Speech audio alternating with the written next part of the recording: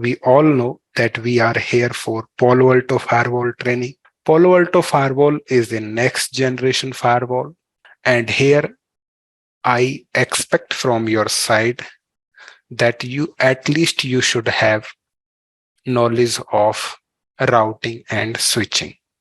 Okay, if you have any another firewall vendor knowledge, then it will be good. Otherwise, this training is in English. Okay, as they told me, because I think some people here don't know Hindi. That's why I am continuing here in English. So please coordinate with your sir or ma'am to whom you are talking or you are coordinating. Okay. Now, so as I told previously, to start with Palo Alto Firewall, we should have knowledge of routing and switching. Okay, if you have any another firewall vendor's knowledge, it will be good. It will be add-on, but at least you should have routing and switching knowledge. Then you can grab it. Now, as we do with all our sessions, first of all, we will discuss here that what we will cover in this training. Okay, so it will give you a clear picture that what you will learn in this entire training. You can simply go to I-MEDITA website, click on classroom courses, click on Palo Alto, classroom, Palo Alto, and then you can choose any Pune location. Then you will see here, this is our course content, which we will cover in this entire training. So first of all, we will go through with security platform and architecture. In this section, we will discuss what is firewall and what are the firewall techniques available in the market. We will discuss about them.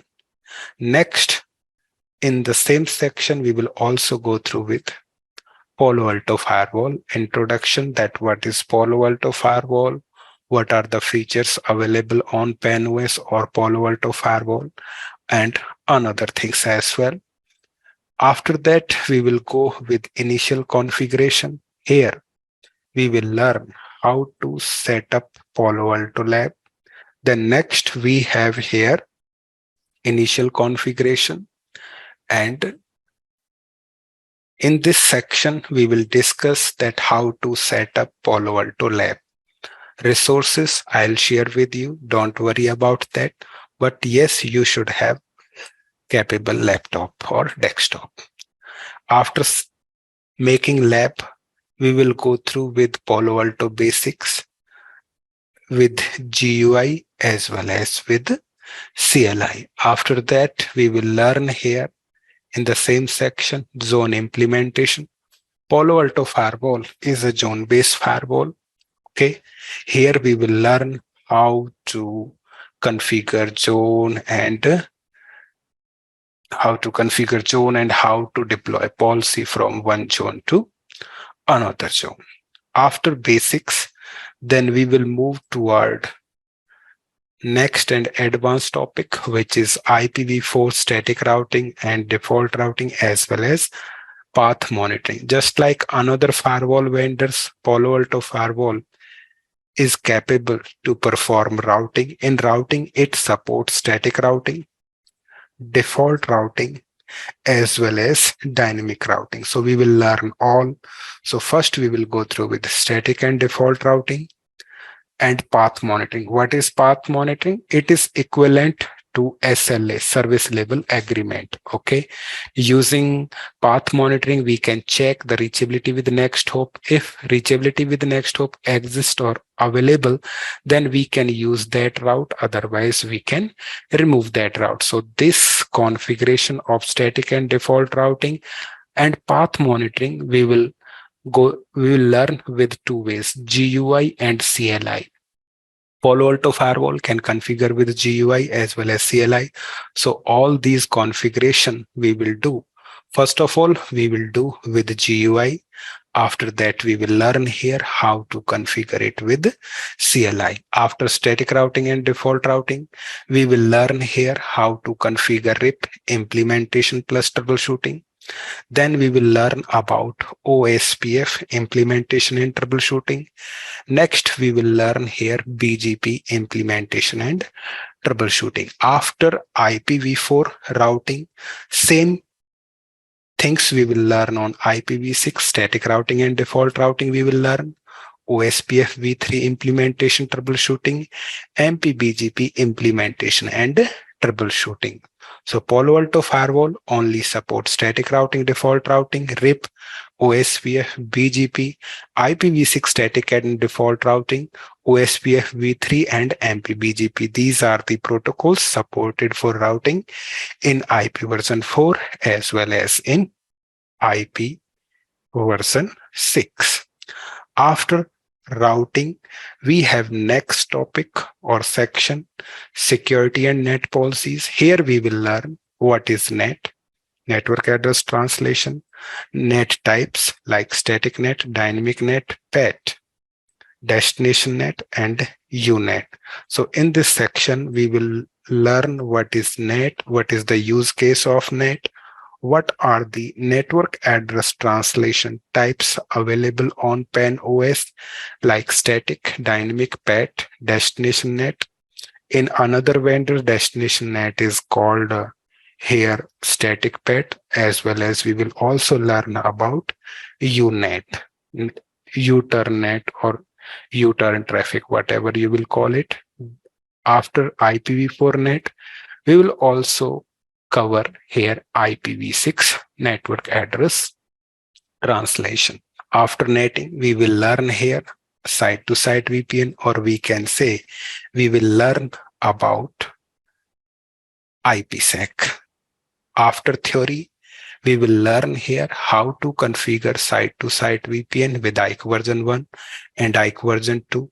Palo Alto to Palo Alto, site-to-site VPN with certificate-based authentication. So these two labs are for Palo Alto to Palo Alto. Now, when we talk about industry, in industry, it is not possible that always you will configure VPN between Palo Alto to Palo Alto. Definitely there will be another vendor devices. So we have added some another vendors as well. You will learn here how to configure site-to-site VPN, Palo Alto to Cisco router, Palo Alto to Cisco SA, Palo Alto to FortiGate firewall, Palo Alto to Checkpoint firewall, and Palo Alto to Juniper firewall. So most of the popular vendors are available here: Cisco, Fortinet, Checkpoint, and Juniper. So we will also learn that how to configure site-to-site VPN Palo Alto to another vendors as well. Along with implementation, we will also learn how to troubleshoot site-to-site VPN when we are implementing. You will also learn here how to configure site-to-site VPN with overlapping subnets. This lab, overlapping subnet, you will not face always. It may be possible that 1% someone can ask you and you can face some issue that we have two branches, and in two branches we have same network, and you have to establish VPN. So we will also learn that how we can make it possible that in two branches, when we have same networks, we want to communicate with each other, and how we can achieve that with the help of VPN as well as with netting. Okay, you will also learn here site-to-site VPN with IPv6, that how to configure site-to-site VPN when we have IPv6 addressing.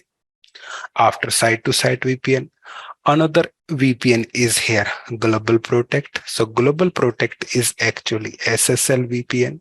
Here we will learn what is SSL VPN.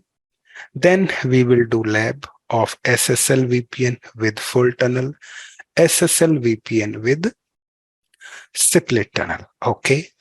As well as we will also learn how to configure or how to provide access to the remote users through your global protect to another branch network. So we can say it will be a combined lab site to site VPN as well as along with global protect.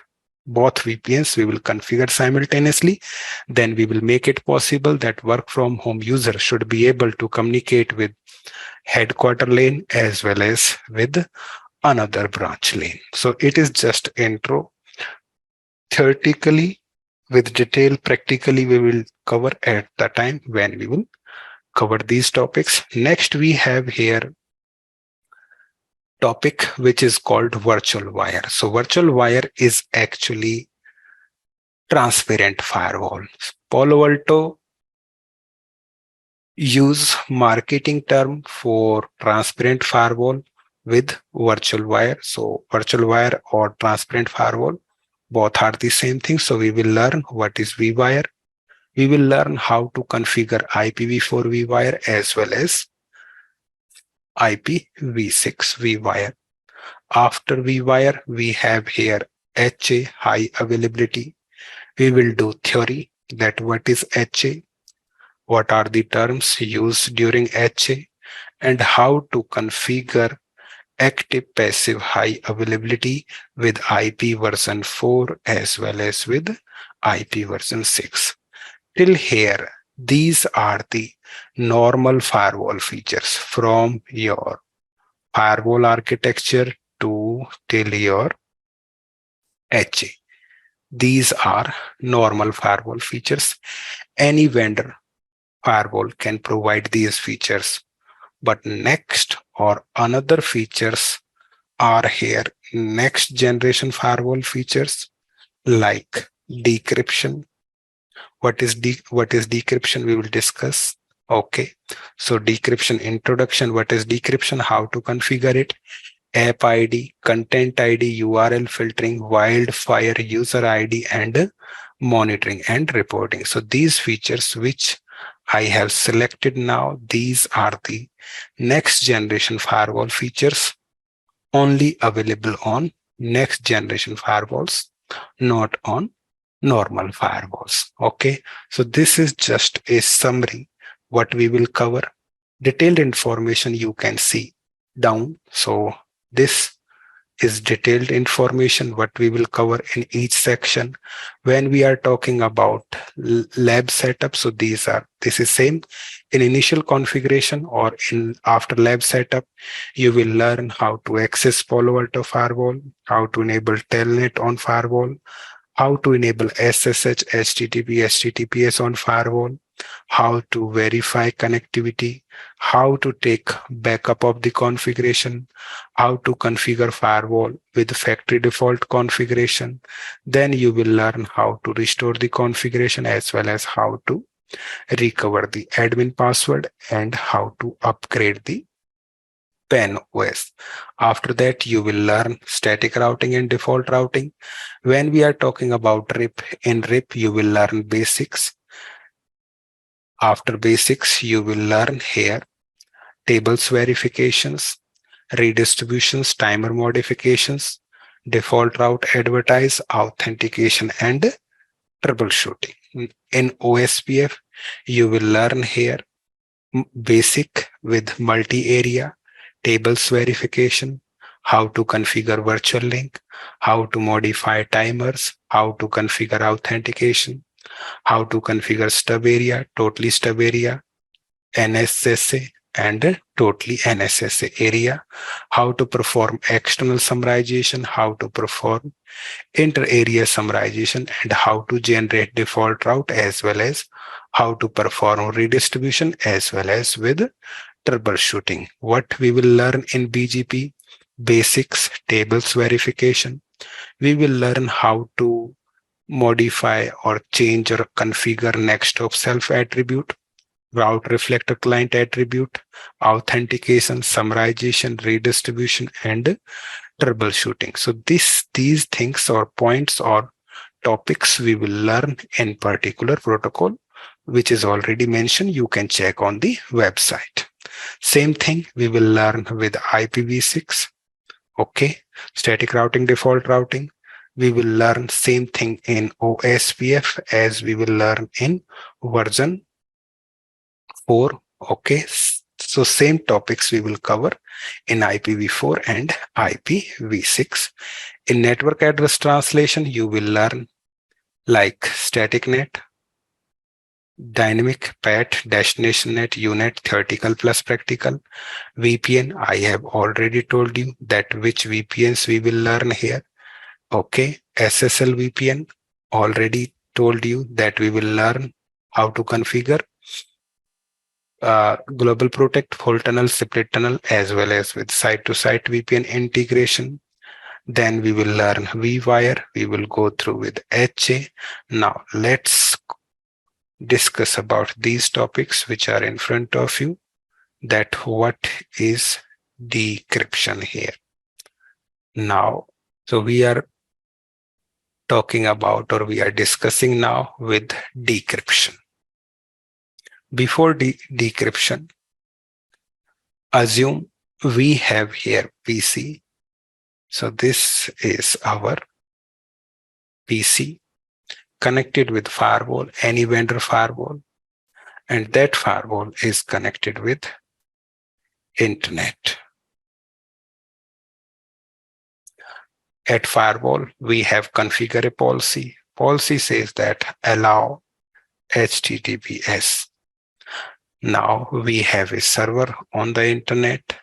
When we have allowed HTTPS, or we can say SSL, this user can establish SSL session or SSL tunnel with the server. When user will establish tunnel with the server, only client know what is the data and server know what is the data. Okay. But when the traffic is traveling through the firewall or anyone, they don't know about it because traffic is encrypted, or we can say communication is secure. So using SSL, this user can communicate with the server in a secure way. It is good, but this user can also use this SSL, or we can say HTTPS tunnel, to bypass our firewall. Using this tunnel, this user can download virus. Okay, this user can download spyware. This user can do data loss. Okay, so the protocol which was designed for secure communication, now user or attacker is using that protocol for, or to perform, or to launch attack. Now, in this case, our firewall should be capable that it can inspect the data which is going under the SSL tunnel.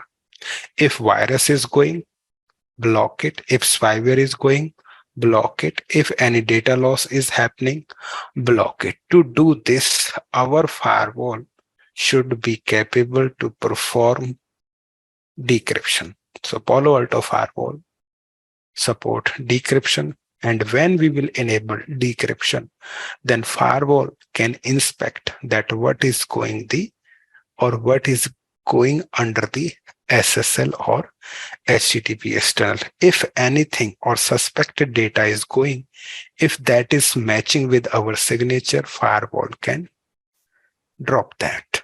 Okay, so here only just introduction how it will work, supported protocol for decryption, and how technically this decryption will work when we are placing or configuring the firewall.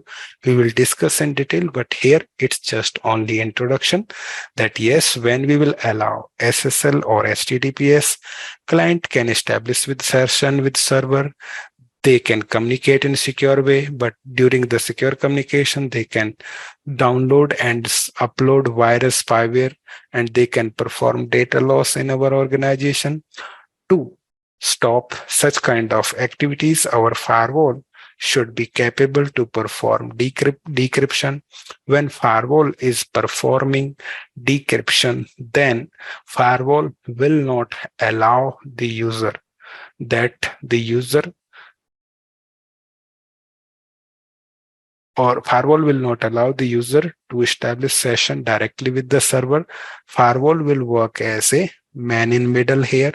So one session will be there between client to firewall, and another session will be between firewall and server. In this way,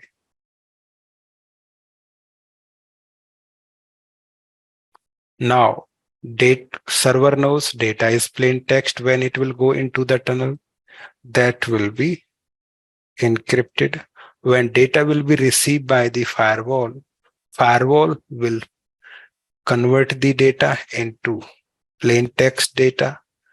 Then after the converting the data in plain text, we will pass through this plain text data with security profiles. Okay, now we have here security profiles. We have here antivirus, anti-spyware, file blocking. We have DLP. So we have these security profiles. So these security profiles will clean the data. Okay. Now again, this clean data will be again encrypted. It will go to the client, and client will again decrypt it, and client will receive a clean data in this way. Okay. So with the help of decryption, our firewall will not allow the user can directly establish session with the server. Firewall will work as a man in middle. Okay. So what they are exchanging, what they are sharing. So firewall knows about everything. And if any virus is going, antivirus profile will block it. Any spyware is going, anti-spyware profile will block it. If any restricted file format is going, then file blocking profile will block it. If any sensitive information is leaving or coming in organization, DLP profiles will block that.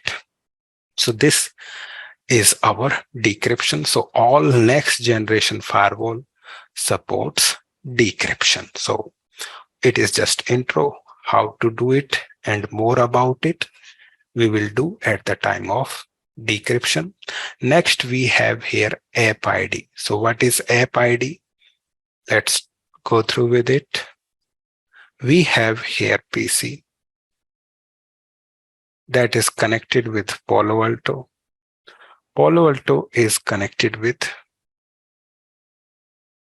internet, and at internet we have a server like Facebook. Now what will happen when this client will establish session with Facebook? So first of all, this user will establish a session of SSL. Under SSL, there will be a different session like Facebook. In Facebook, there will be another session like Facebook chat, Facebook post, Facebook games, then like Facebook events. Means multiple applications you can use. Okay. Now what Palo Alto can do here? Palo Alto Firewall has capability that when one client is communicating with any server, or when we have a session or communication, when client and server, they have a session or they have communication, then Palo Alto Firewall has capability. It can identify, yes, that first session belongs to SSL, second session belongs to Facebook, third session belongs to Facebook chat, next session belongs to Facebook games, next belongs to post, next belong to Facebook events, in this way. So what firewall is doing? Firewall has capability to identify the session or communication which is going between client and server. So this firewall or Palo Alto firewall can identify, can monitor, as well as it can control the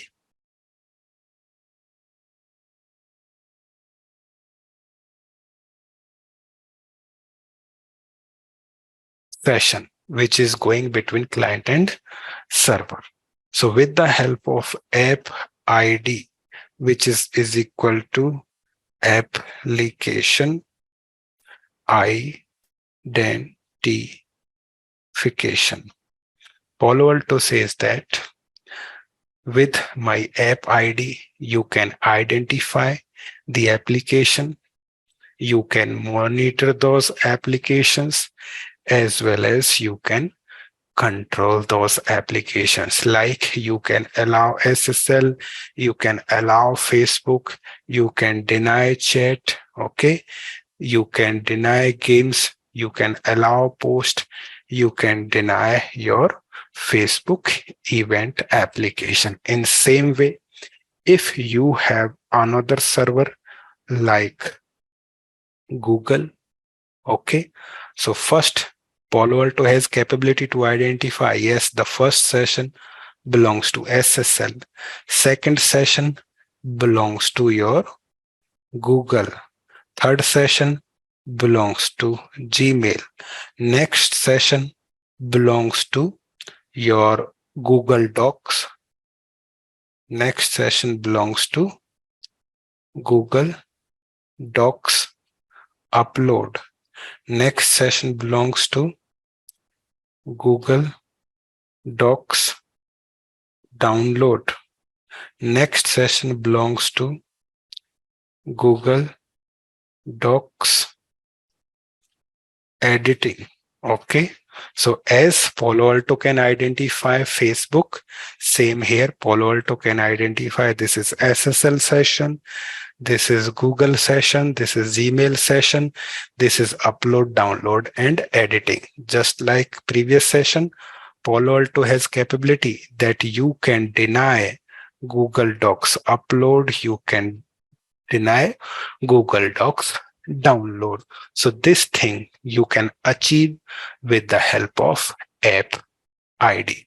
So with the help of app ID, you can identify, monitor, and control the session when clients are communicating with any server.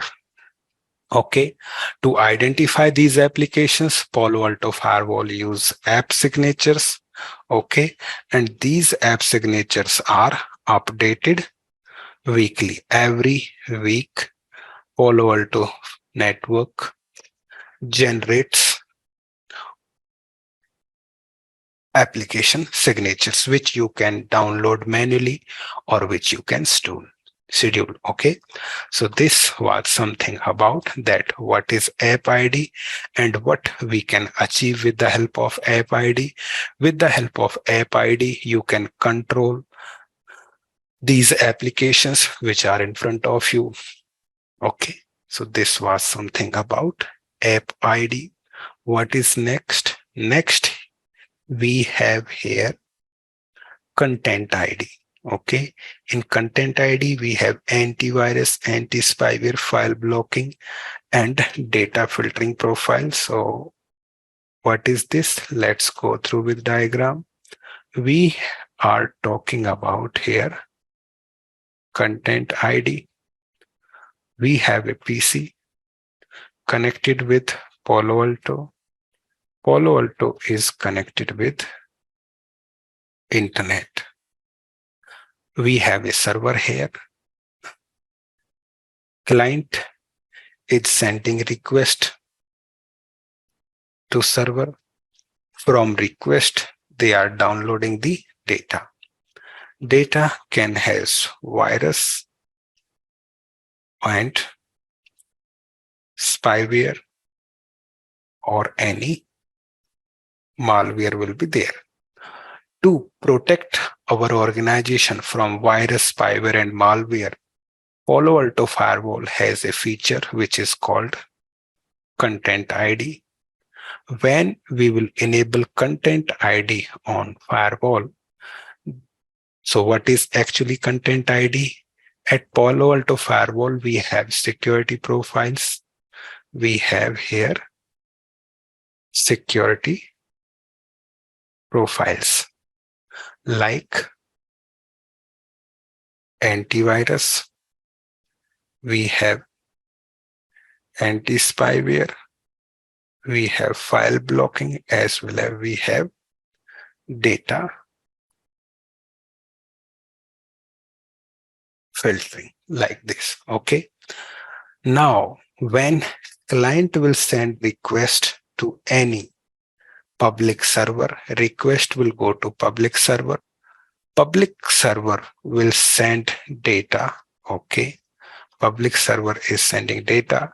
That data will be filtered through antivirus, anti-spyware, file blocking, and data filtering. If any virus is there, antivirus will block that.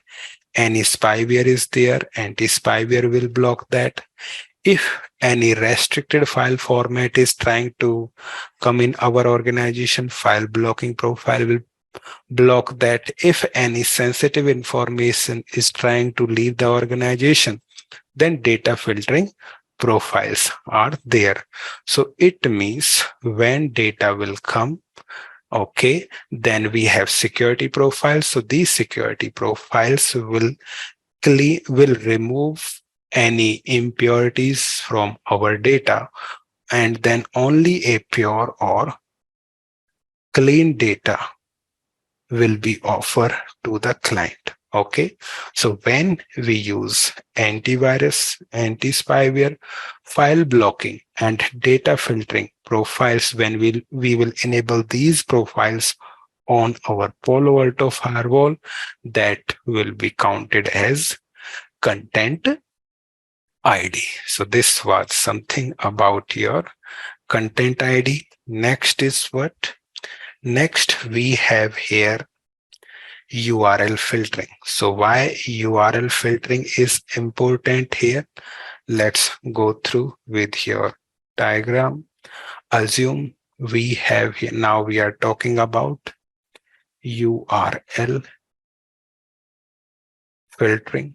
In URL filtering, we have a client connected with Palo Alto. Palo Alto is connected with internet, and at internet we have lots of servers like Google, Facebook, YouTube, torrent, gambling sites, etc., etc. Now this user can access any site, but we want in our organization user should not be able to access torrent and gambling. For that, we will enable URL filtering on Palo Alto Firewall. In URL filtering, we will define if anyone is going for example, for Google, allow. If anyone is going for Facebook, allow. If anyone is going for YouTube, allow, but if anyone is going for torrent, then deny. If anyone is going for gambling website, deny in this way. So Palo Alto Firewall has here inbuilt categories. You can use inbuilt categories or you can define user define categories. You admin can define or you can use inbuilt category. You can allow them or you can deny them. So when user will try to access Google, that is allow. Facebook will be allow. YouTube will be allow. But if user is trying to access torrent, that request will not be allowed. Gambling websites access will not be allowed. So with the help of URL filtering, you can control that which kind of URL user can access in your organization. So there is no need to purchase proxy server if your intention is only this, that you want to only block specific URL or specific category. You can do that with Palo Alto Firewall URL filtering. So with the help of URL filtering, you can allow or deny inbuilt categories. There are 70 plus categories are there, which you can use for your policy control. If any website is not in that category, then you can define user defined category or you can use custom categories to block that. So this was something, or we can say this was the introduction here of URL filtering.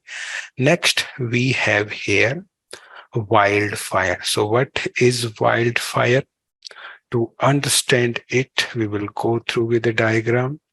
Diagram is in this way. First of all, let's talk about normal firewall. So we have a normal firewall here.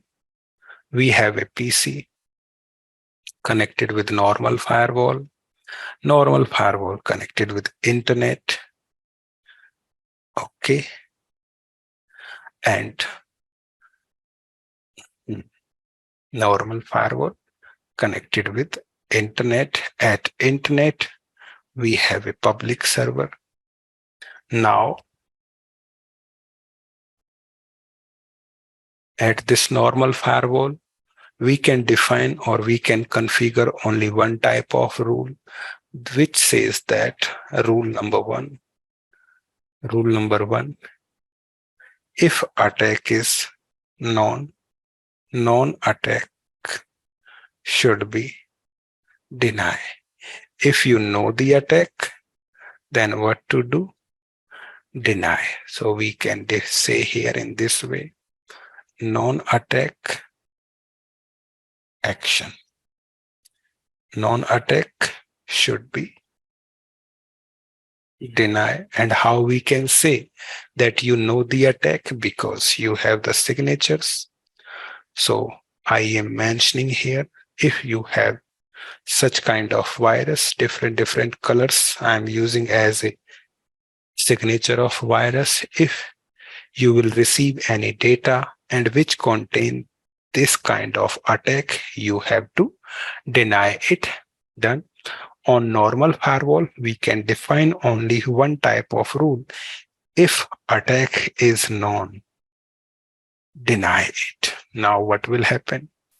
This is the user. This user is sending a request to the public server here. And from this public server, user is trying to download a file here.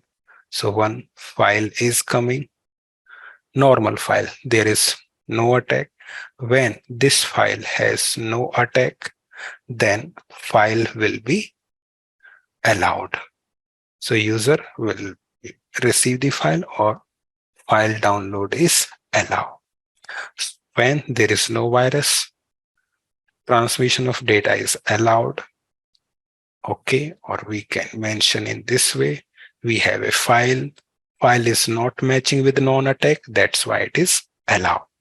Now assume what will happen if this file contain the virus, like we have signatures here. If this file contain one or all these kinds of attack, then what will happen? File will come. First of all, firewall will check this file or these signatures of virus with its own database at this time. Yes, we found virus here. What to do? Deny. In this case, your file will be denied. So normal firewall can only deny non-attack. Now assume what will happen if we will receive a file which contain ZDA, 0-day attack. Means in this way, this is called here, we can define it. This is ZDA, 0-day attack, 0-day attack, or you can say it unknown attack. Okay, if any file is coming with 0-day attack or unknown attack, then what will happen? When this file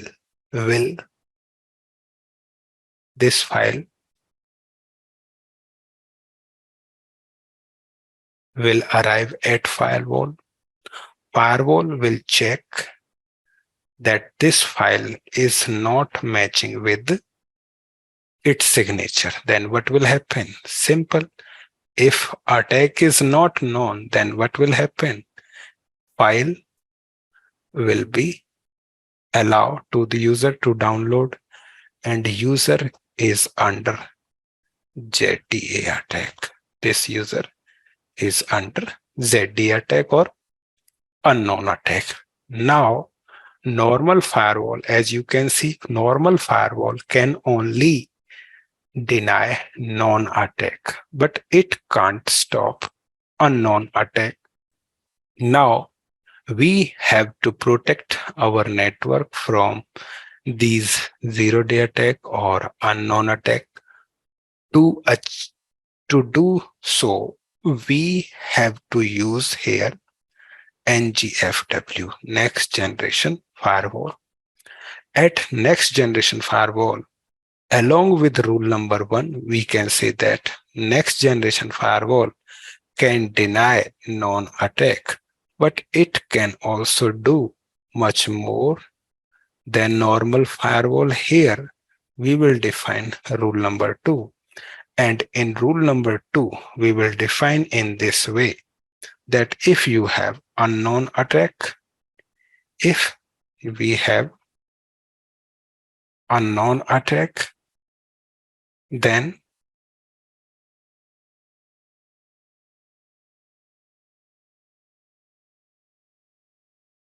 send information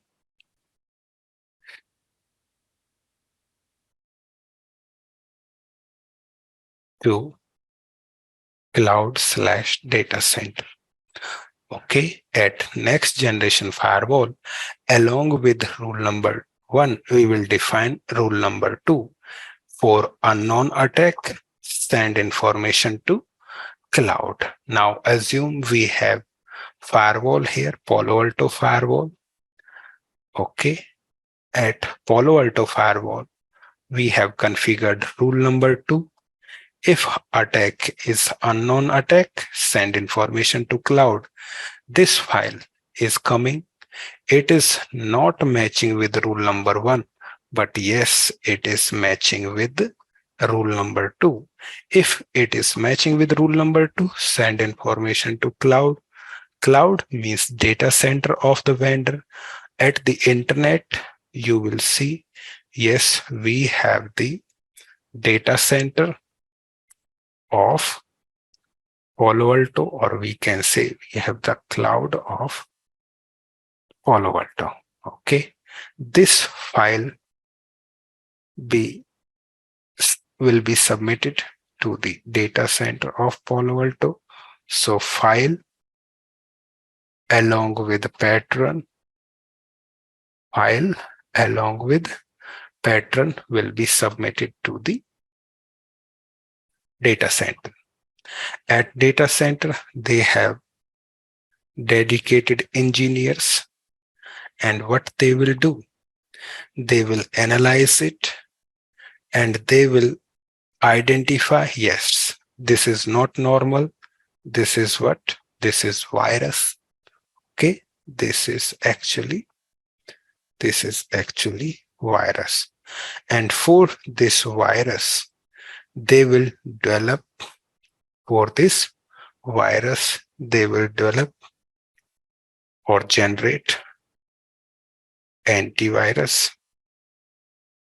Okay, but they will not call it antivirus. They will say for this attack, they will generate date. Okay, they will generate, create update. This update has two types. First one is called wildfire update, and another one is antivirus update. This wildfire update will immediately go to the firewall which has submitted the file, as well as this update will go to all Palo Alto firewalls which have wildfire subscription. So along with one signature, two signature, three signature, all firewalls which have wildfire subscription, they will receive this wildfire update along with this firewall. Okay. Now this update will go to all firewalls, or all firewalls will receive this update. Firewall 1 will also do the same. Update will come at firewall. Firewall will accept it.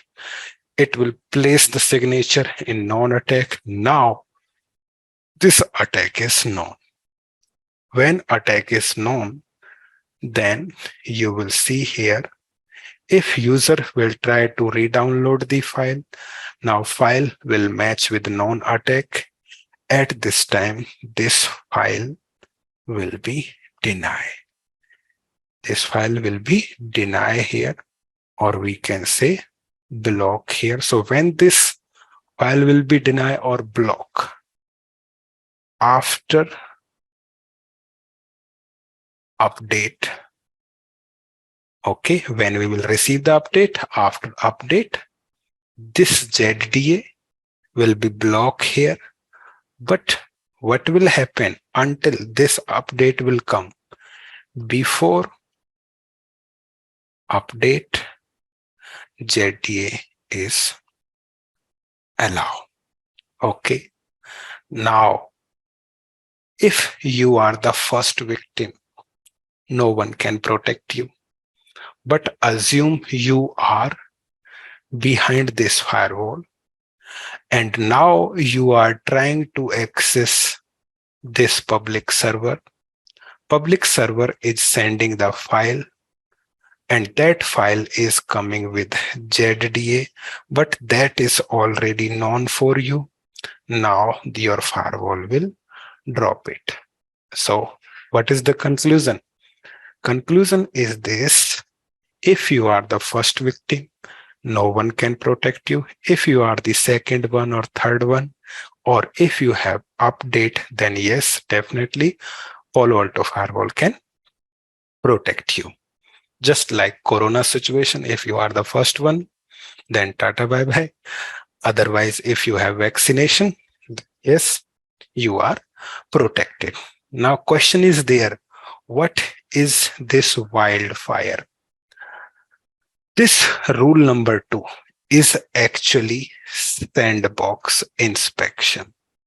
Sandbox sandbox inspection. What is sandbox inspection? Sandbox inspection is a network process. Sandbox inspection is a network process in which a device like firewall or IPS, in which a device like firewall or IPS sends a file to dedicated system for deeper inspection. That dedicated system analyze that file. That system generate updates. Those updates are delivered to firewall. Firewall will accept it, and those updates will be used to protect your network. So any device or any firewall or IPS which have capability of sandbox inspection, they are called next generation firewall or next generation IPS. Only next generation firewall and IPS has capability of sandbox inspection. It means if any file is coming, if attack is known, next generation firewall or IPS can deny it. If any attack is unknown, then they can send that file to the cloud or data center, and whatever the update will be offered or will be sent by the data center, they will accept it and they will use that update to protect your network. So this sandbox inspection is marketed by Palo Alto with the name which is called Wildfire. Okay, so Wildfire is actually sandbox inspection in which Palo Alto Firewall sends unknown attack information to cloud. Okay, and that cloud is controlled by Palo Alto network. In that cloud, they have thousands of engineers are there. They will check the file. They will identify that file as a virus or malicious. They will generate update. They will generate two types of update, wildfire update and antivirus update. So wildfire update comes within 3 to 5 minutes. If you have submitted a file, that update will come within 3 to 5 minutes. Okay. Now, when this antivirus update will come, this update will come after 24 hours. Okay. So if any unknown attack is there, Palo Alto says that you can get the information of that unknown attack within 3 to 5 minutes. If anyone has submitted the file to the cloud, then we can send you the update within 3 to 5 minutes. Okay, so all firewalls which have wildfire subscription, they can get attack information within 3 to 5 minutes. But if anyone which don't have this wildfire subscription, so they will get the update of that attack as antivirus update, and that attack will come after 24 hours. So this is the difference between wildfire update and antivirus.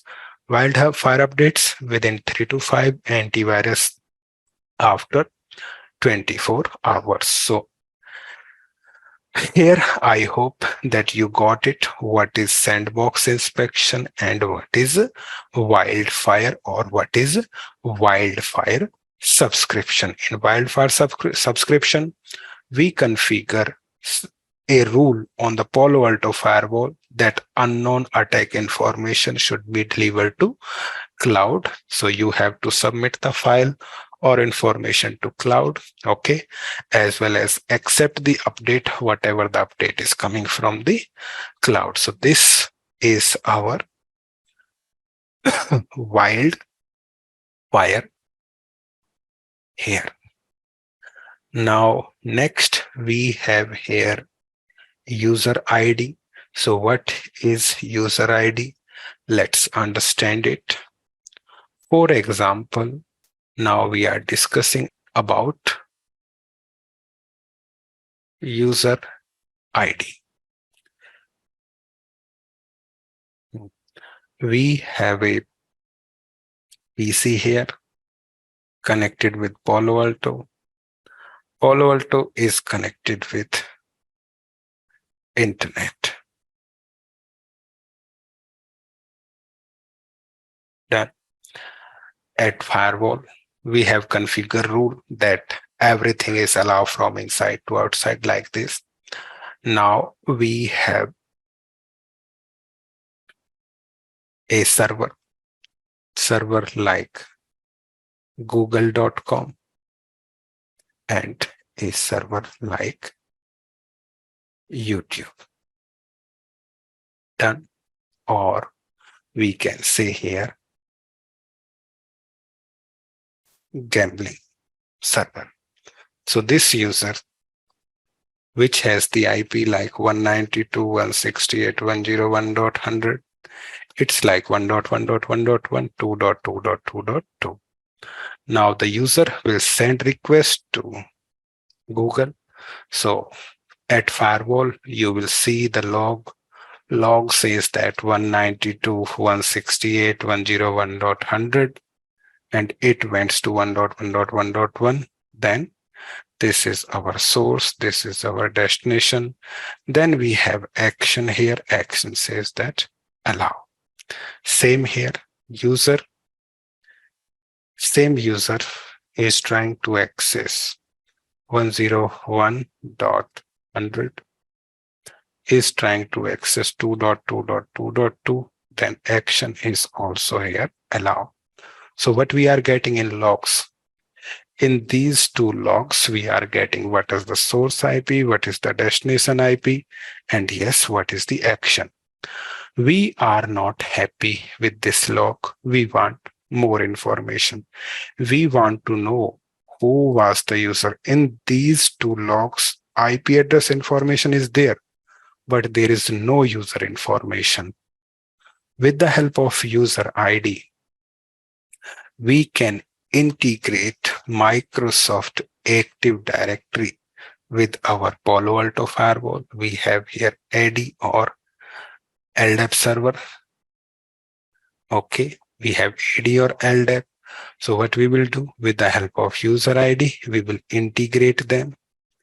When we will integrate Palo Alto Firewall with LDAP server and we will enable user ID here, then we can get accurate user information that this user was, for example, ABC, or this was like CBA. We have some users in our batch, like this is Anil, this is Mohan, like that. Okay, so what we are getting, what we can achieve with the help of user ID. With the help of user ID, we can achieve accurate user information instead of IP. Instead of IP, you can get who was your user, who was your user when event was logged. So accurate user information you can get with the help of user ID. Okay. So when we are integrating AD or LDAP with Palo Alto, that is marketed by Palo Alto as user ID. So this was something about user ID, how to do. This is the part of lab. Next, we have here monitoring and reporting. So monitoring and reporting means here when we will do these things, we will verify the traffic, we will verify the logs when we will deploy decryption app ID. In normal traffic forwarding, there will be no too much log. Yes, but when we will start next generation features like decryption, app ID, content ID, URL filtering, wildfire, and user ID, we can monitor real-time logs. We can export the logs in PDF format, okay, as well as you can generate logs for specific user. That is the part of the practical. And next generation security practices means we will do practical of these topics, not only theoretical, but also practicals. So this will be the content which we will cover in our entire training. Okay. So there is nothing hidden. There is no any fake commitment. So you should be aware that what you will get in this entire training. So this is the content which you will learn in your these 2 month or more than 2 month training. If you have any question related to this, you can ask. Otherwise, I need to move further.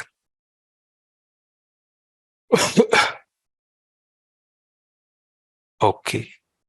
Now, let's start with these topics. And one more thing. We will create a checklist here. Copy. Put it into Notepad. Done. Okay. So whatever we will cover, we will mention here that topic is done. So all completed topic you will see here. Remaining topic you will also see here. So your batch, it is not only for you. This is for all batch. You can see here previous batch. So with every batch, we clear everything that what you are going to cover. So it will be beneficial for both side, for you and me, that what is remaining, what we will cover, and what is coming next in this way. Okay. So next we have here firewall introduction. We will go through with firewall introduction. Now we will go through with the next section, which is our firewall introduction. Okay, so go through, and in this training I will also use another vendor stuff or content to make the content clear and understandable. Okay, Palo Alto PPT or slides will be shared with you in hard format or in soft format in your course. So let's start with the firewall introduction. Slides show from the beginning. Okay, now let's understand what is firewall. To understand it, first of all, we will go through with a diagram. We have a PC. PC connected with switch. Switch connected with router. Router 1 is connected with router 2. Router 1 to router 2. Router 2 to router 2 connected with the switch, and we have a PC here. We can also define IP addressing 192.168.101.100, 101.1, 192.168.1.0, not 1.0, 1.1, 192.168.1.2, and 102.1, 192.168.1.0, 168.102.100. This is our topology or diagram. When we will configure IP addressing and routing, what we will achieve? We can achieve here that PC1 can communicate with PC2 as well as PC2 can communicate with PC1. Means both PC or branches will be able to communicate each other after IP addressing and routing. Now, what we want? We want here that PC1 should be able to communicate with PC2, but PC2 should not be able to communicate with PC1. To obtain this functionality or this result, we have to use a firewall. Question is this: where we will use this firewall or where we will deploy this firewall? We will deploy the firewall at the place of router.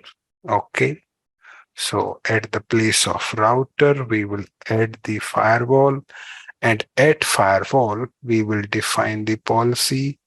In policy, we will say in this way, or we will configure in this way, that if source is my lane, if source is 192.168.101.0 and destination is 192.168.102.0, then action is equal to allow. Okay. At firewall, we will define policy. Policy can be like this. Just an example. If source is my lane, destination is remote lane, action is allow, then only PC1 can access PC2. PC2 can't access PC1.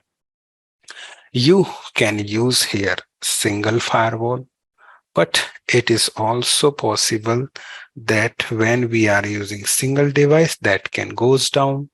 For redundancy, we can use two firewall. We can configure them as a group or in a group, but rule will remain same. Now, question is how we can define the firewall. We can define the firewall in this way.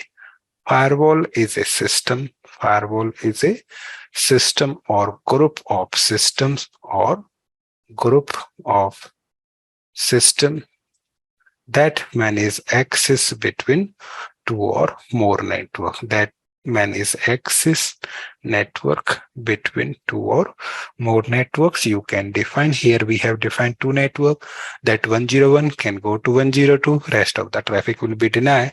So firewall is a single system or group of system that manage access between two or more network, that which network can access which one. Now, firewall can be hardware, yes, at this time, which in this diagram, we are using here hardware firewall, okay, which is also called network firewall. Firewall can be in the format of hardware. Firewall can be in the format of software. Software means we have PC or server. On PC, you can install antivirus. At server, you can install antivirus. So when we are using antivirus, so antivirus is also called firewall. So firewall can be hardware, firewall can be software, or firewall can be virtual appliance in present time. Virtual appliance for virtual network. Virtual network means for example, we are using ESXi VMware. ESXi in VMware ESXi, we deploy virtual server. To protect virtual server, we can use here virtual firewall. Okay, when we have VMware ESXi, in VMware ESXi, we will deploy virtual firewall to protect. In VMware ESXi, we will deploy virtual servers, and to protect virtual servers, we can use here virtual appliances. This is for private cloud. But there are also public clouds like Google Cloud Platform, Amazon Web Services, and Microsoft Azure. So these are the public clouds. For public clouds, yes, we can also use virtual firewall for Google Cloud, for AWS, and for Microsoft Azure. Now, using this diagram or using these points or definition, I hope that what is firewall concept should be clear. Firewall is a system or group of systems that manage access between two or more network. Firewall can be hardware, can be software, or can be virtual appliance in present time. Next, we have here firewall techniques. Firewall techniques are for stateless packet filtering, proxy server, stateful firewall, transparent firewall, and last one was next generation firewall, or we can say it sandbox inspection, or we can say it reputation based firewall.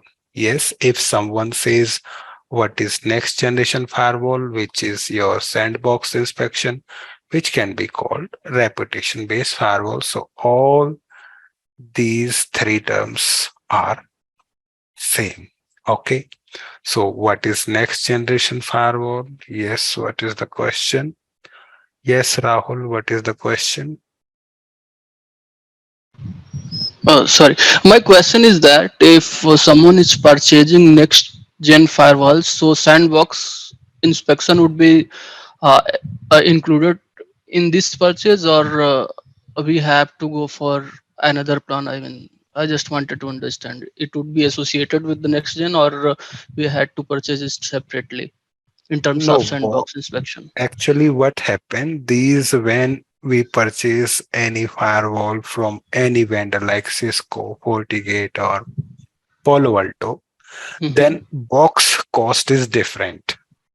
But subscriptions comes yearly. Okay, 1 year subscription, 2 year subscription, or 5 year subscription. So this sandbox inspection Mm-hmm. subscription you have to purchase separately. Okay, or it Okay. depends on the vendor to whom you are purchasing.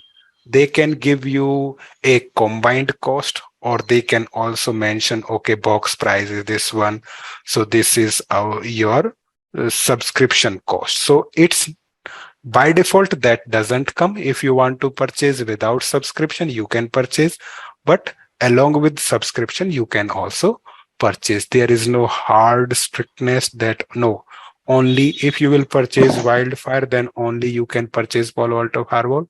Not like that, but yes, subscription will come for year So, so, subscription. Mhm. so I can say like that sandbox inspection is service, just a service. No, actually you didn't get the point what I told you in previous example. Sandbox inspection is a process in which a device sends a file to the dedicated system. Okay, that dedicated system can be on the premises, can be on the cloud. Okay, got Okay, it, got it. I am okay with that. okay, Not an issue. done. Now, Good. l- actually, this is a global term, or we can say well-known term. But different vendors do marketing of this concept with different name. When we are talking about Palo Alto, Palo Alto use a different name for this sandbox inspection. They says it is wildfire. Okay. Yes. At Palo Alto Firewall, sandbox subscription will become with the name of wildfire. Well, This is for Palo Alto. But when we are talking about Cisco, Cisco says that it is Talos subscription. Okay. When we talk about Checkpoint, Checkpoint says that it is send blast subscription. So concept is same, but name is different for different vendors. Got it? Yes, yes, got it. Thank you. Welcome. Okay. Now let's go through with packet filtering. We have here next slide. Okay, now if someone says that what is packet filtering, what is stateless packet filtering, both are same things. Okay, in packet filtering, packets are filtered using access list. In the beginning of the lecture, I told you that if you want to learn Palo Alto Firewall, at least you should have routing and switching knowledge. So in routing and switching, or we can say in CCNA, you get awareness of ACL, so which is required here. Okay. Now, when you have done CCNA, at the time of CCNA, you have filtered the packet or traffic with the help of ACL. Access list, you can use different types of access list. You can use standard access list. You can use extended access list. You can use named access list. You can use time-based access list. With the help of these kinds of ACL, packet or traffic can be filtered. Not only these types of access lists are available, we have another access list are also available: dynamic access list, reflexive access list, and TCP established access list you can use to filter the traffic. When we are using ACL, then definitely we will get some advantage as well as disadvantage. First of all, let's go through with advantages. So first advantage is here, easy to implement. So how we can say that ACL is easy to implement? It is easy to implement when you know the port of the service which you are using. For example, this is my source, this is my router, this is my destination, port number 0 by 0, 0 by 1. Traffic will come here, it means in, traffic will be out from this interface, out. This server is providing the service of HTTP. So what we need to do? We need to allow the TCP port number 80.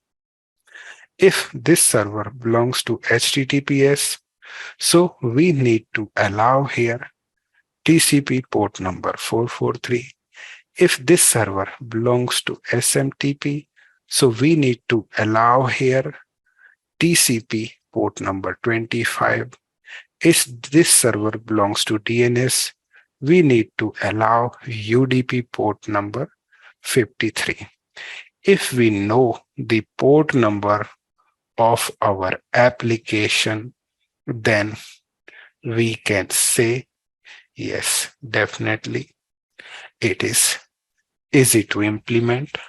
Now, second advantage is cost effective. How we can say it is cost effective? If your infrastructure devices like switch and router support ACL configuration, for example, you have switch, you have router. On switch, you can configure ACL. On router, you can configure ACL. If your infrastructure devices like switch and router supports ACL configuration, then definitely there is no need to purchase any another device, and we can say it is a cost-effective solution. Along with the advantage, we have disadvantages. First one is not scalable. How we can say it is not scalable? We can understand this point. For example, we have some source, we have some destination, we have some services. Then we want to know ACL entries count. Okay. So we have here, for example, we have 100 source, 10 destination, 10 services. Now question is this: how much ACL entries we need to configure? Formula is source multiplied by destination multiplied by service. Then we can say here for these source, destination and services, 100 multiplied by 10, 1000 multiplied by 10. So we need to create here 10,000 entries. So creating 10,000 entry is not an easy job. That's why we can say it is not scalable. Next disadvantage is here. Complex access lists are hard to create and maintain. You can't create complex ACL. Then what is the meaning of complex ACL here? Complex ACL means we have a PC. Okay. PC is connected with router. Router is connected with internet. And at internet, at this router, we have configured a rule that allow what we need to do. We have configured that allow UDP 53. Allow UDP 53. If this is our rule on the firewall, then what will happen? A client will send DNS query. DNS query will be encapsulated under UDP 53. That traffic will come using the ACL. What we will get? Yes, this DNS query is allowed. But if we have an attacker will use torrent application. Torrent application will also use UDP 53. Using this rule, what is also allowed? Torrent is also allowed. So on router, we can't create an ACL which can allow only DNS at port number 53, but not to torrent. So this is hard to define using ACL. Yes, at UDP 53, only DNS is allowed. At UDP 53, torrent is not allowed. So we can't do this. So this is the disadvantage of packet filtering. Next is here. Next firewall technique is here. Proxy server. To understand it, we need to go through with the diagram. Assume we have a client. Client is connected with not Palo Alto, simple router. Router is connected with internet.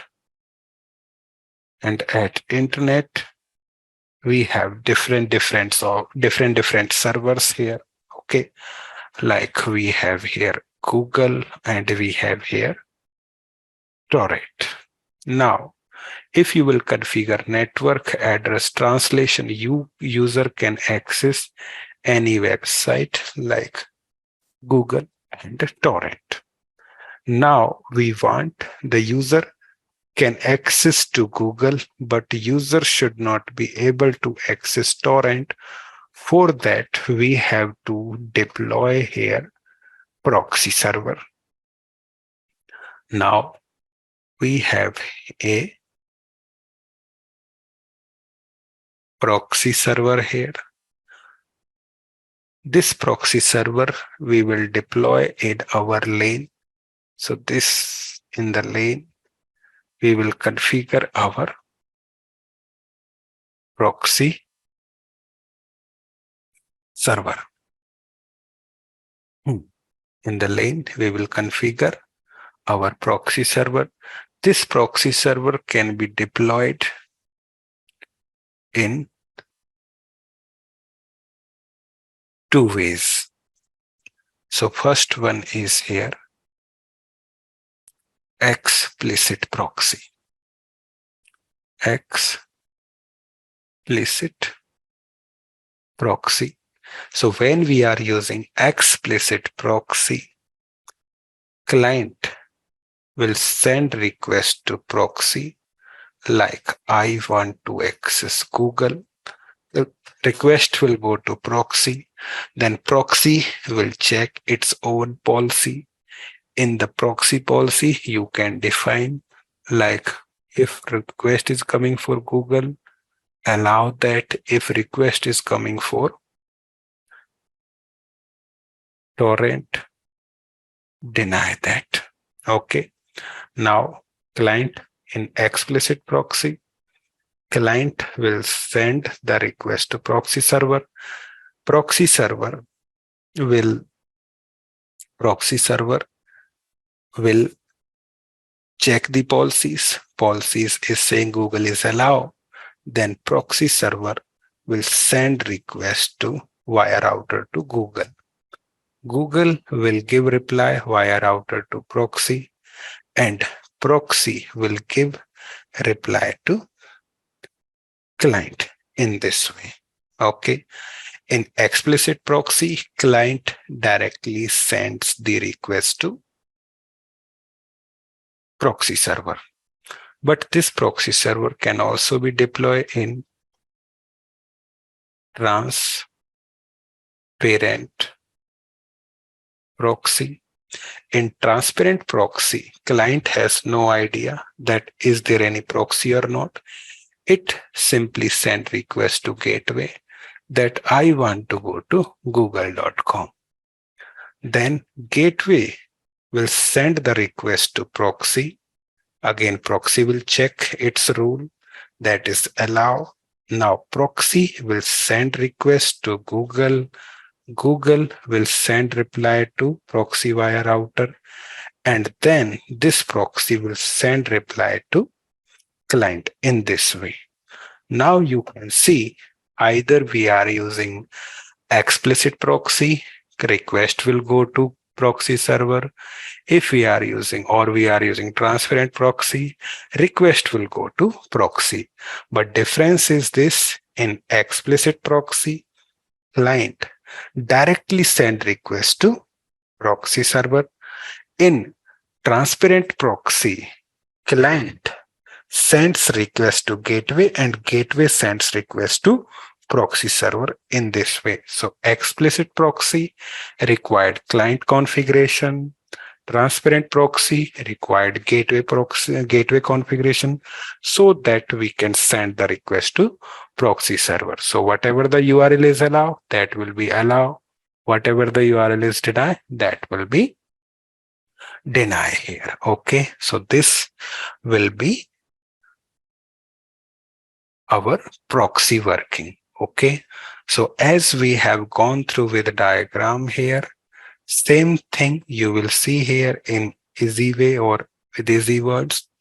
Proxy server, it works as an intermediate system between inside and outside world. You can see in our diagram, proxy server is working as an intermediate system here, okay, between inside and outside world.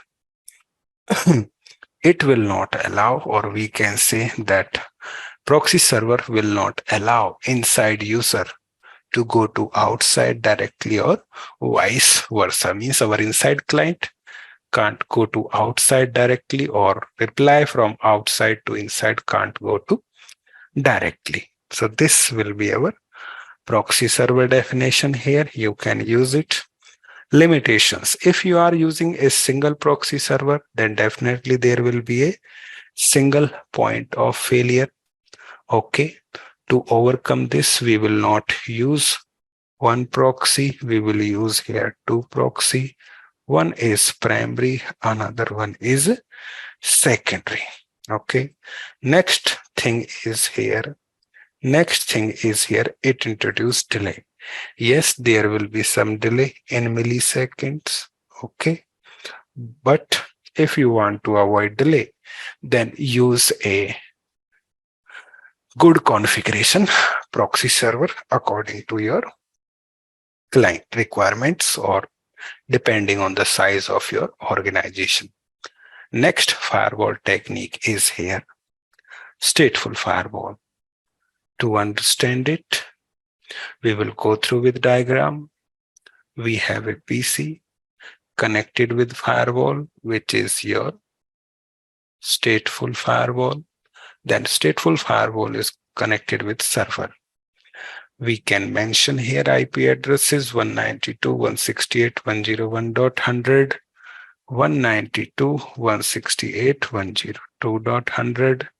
Okay, the client will use its dynamic port number. It will hit to the well-known port. Now, for example, this client wants to access the server.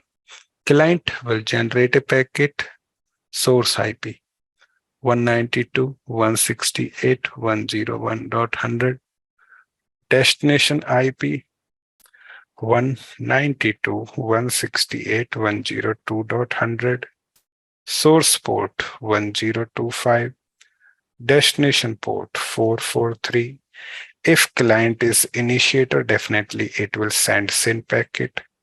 Such kind of packet will be generated by PC, will be delivered to firewall.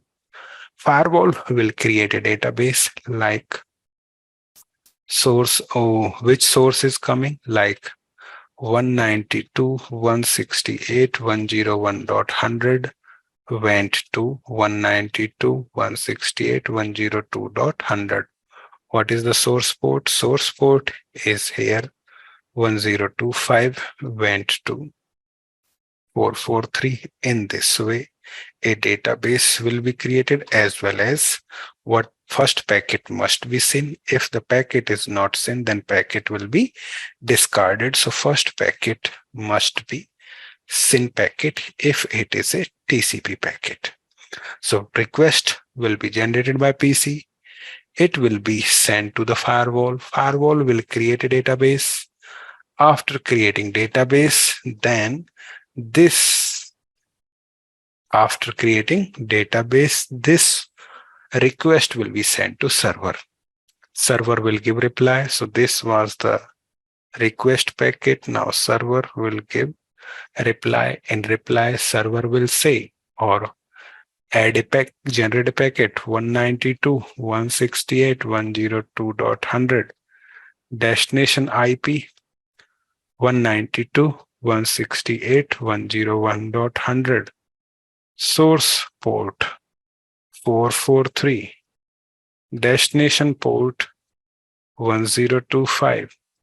In the response of SYN, server will send SYN plus acknowledgement. Such reply will arrive at firewall. Then firewall will check who is coming. 101, 101. Which port number is coming? 103. Matching. So source IP 101, source IP 102.100 matching. Source port is also matching with our database. Going to 101.100, going to going to 101.100, yes, and going to the port number 1025, matching. What is coming back?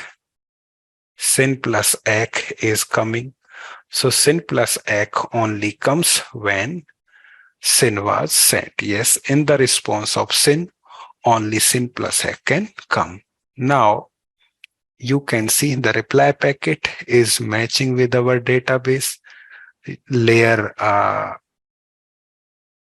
IP address, port number, flags are matching. So when these are matching, then traffic is allow here. Okay.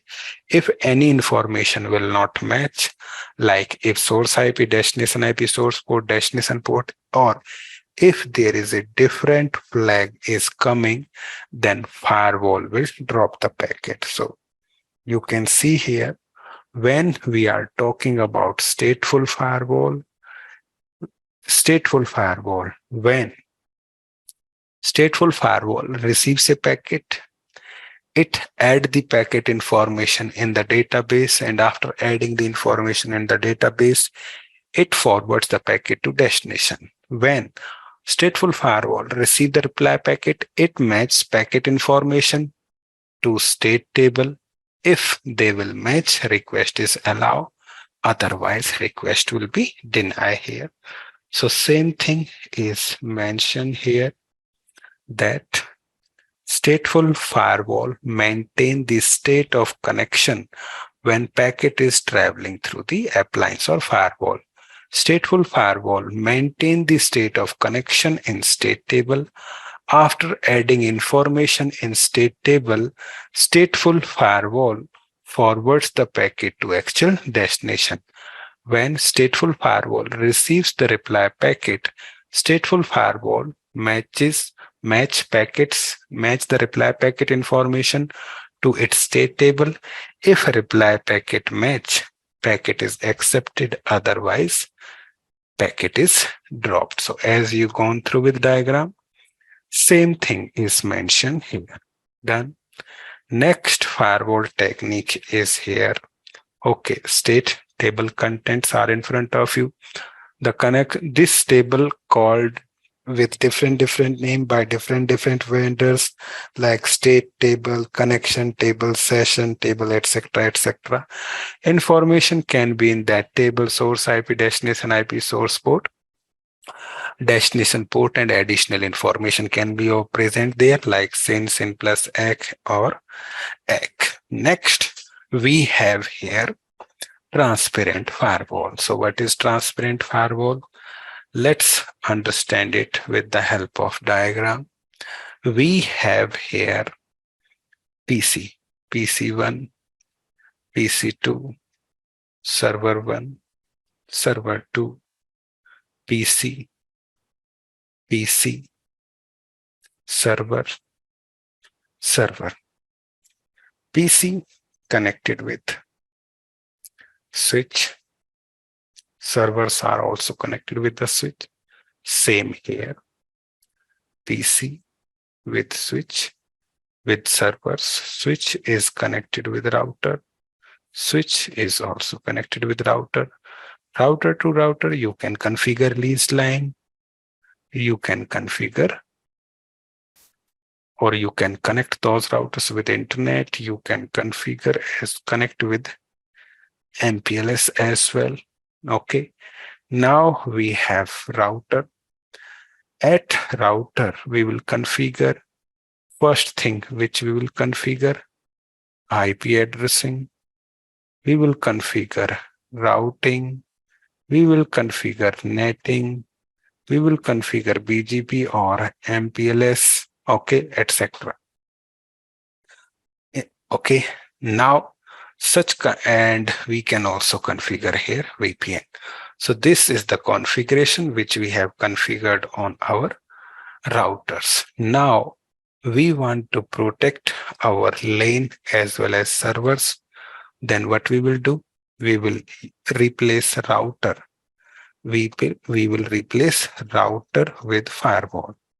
So when we are using here a router with firewall, okay, when we are replacing the router with firewall, then we have firewall. On firewall, we need to again configure IP addressing, routing, netting, BGP, MPLS, okay, and VPN. After that, we will configure here policy that what is allow, what is not allow. Okay, but question is here, if we have already IP addressing, why to configure again? Routing is already there. Why to configure? Each and everything is already there.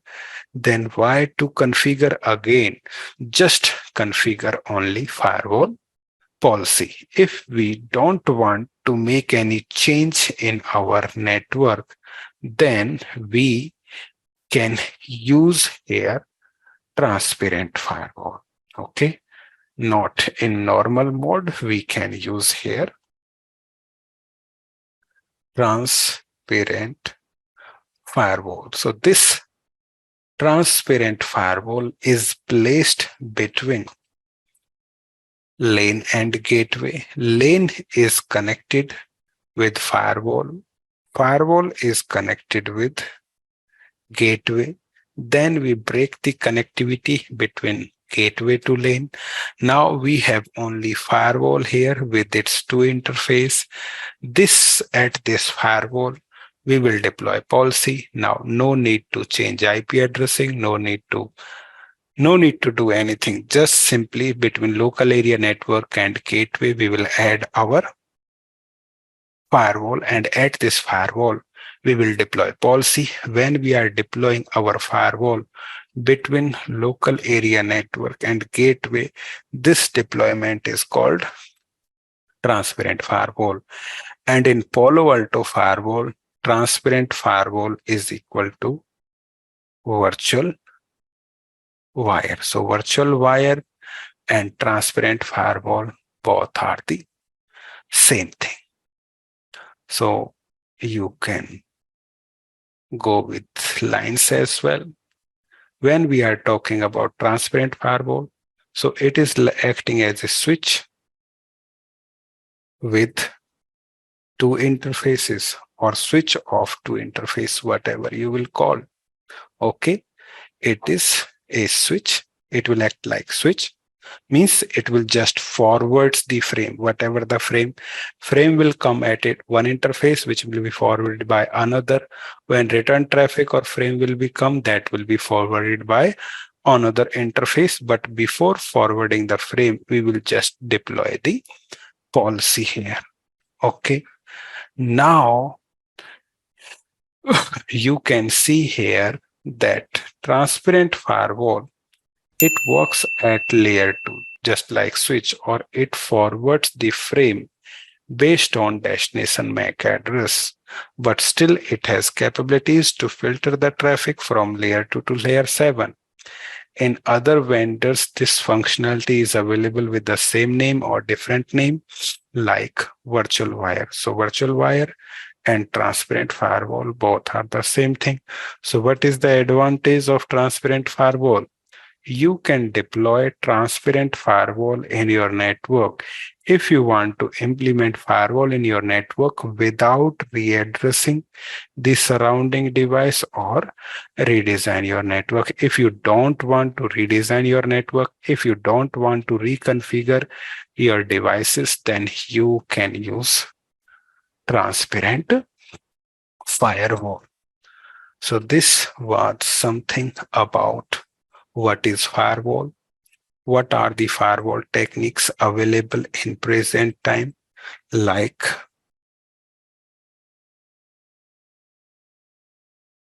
packet filtering, proxy server, stateful firewall, and transparent firewall.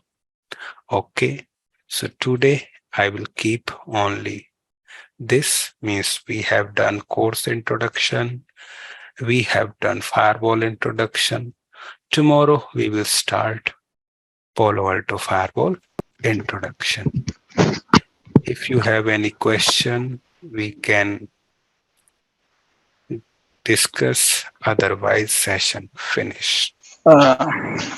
Baldev ji, IPS and IPS and IDS features are by default in Palo Alto Firewall, or we need to take means separately.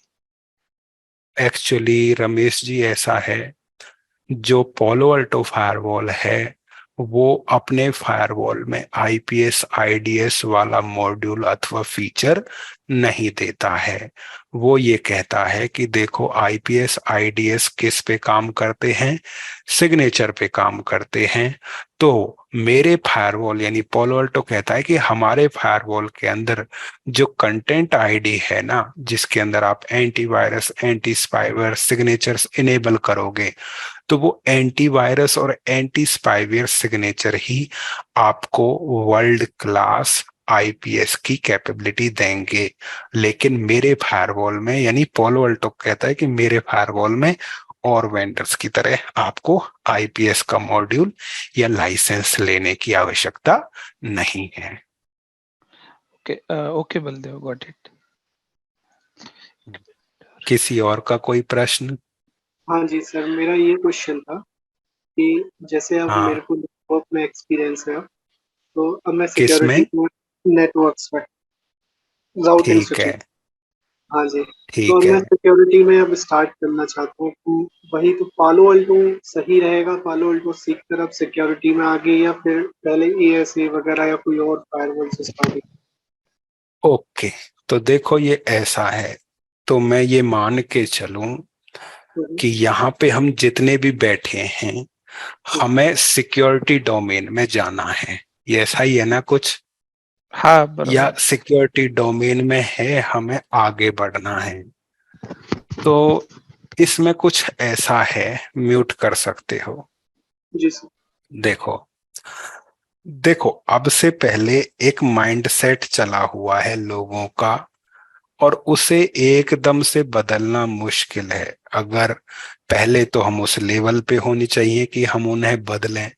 अब बात कुछ लंबी चली जाएगी, मैं उसमें जाना नहीं चाहता, सीधे मुद्दे की बात करते हैं। दुनियादारी जाए भाड़ में, हमें हमसे मतलब है, और इसमें कोई बुराई भी नहीं है। होता कुछ यूं है कि पहले मैं बता रहा हूं मार्केट के हिसाब से जो ट्रेंड चल रहा है, ठीक है? तो एक तरफ लिख देता हूं मैं मार्केट, स्पेलिंग आगे पीछे हो सकती है, उसमें आग लगाओ। कि एक्सपीरियंस हमारा मैं लिख देता हूं 1 से 2, फिर 3, फिर 4, 5, 5 से हमारा हो जाएगा यहाँ पे 5 से मैं कर देता हूं 10, 10 से 15, ये मैंने ईयर्स का काउंट लिखा है। तो अगर आपको 1 से 2 साल की नॉलेज है तो इंडस्ट्री में सीसीएनए और यहाँ पे सी सीएनपी सीसीएनपी इक्विवेलेंट नॉलेज हमें यहाँ तक चाहिए होती है, यानी ये वाला क्राइटेरिया आपका हो जाता है। लेकिन जैसे ही आप आगे बढ़ते हो तो इससे आगे अब अगर हमें ग्रोथ चाहिए तो वो ग्रोथ इनसे नहीं मिलेगी। ये मैं कोर्स नहीं बेच रहा हूं, ना कह रहा हूं, तुमने पूछा है तो इसलिए मैं बता रहा हूं। तो सीसीएनए हो गया, सीसीएनपी हो गया, ये सीसीएनए और सीसीएनपी वाले कोर्स आपको इंडस्ट्री के हिसाब से 3 साल तक अच्छी ग्रोथ दे सकते हैं।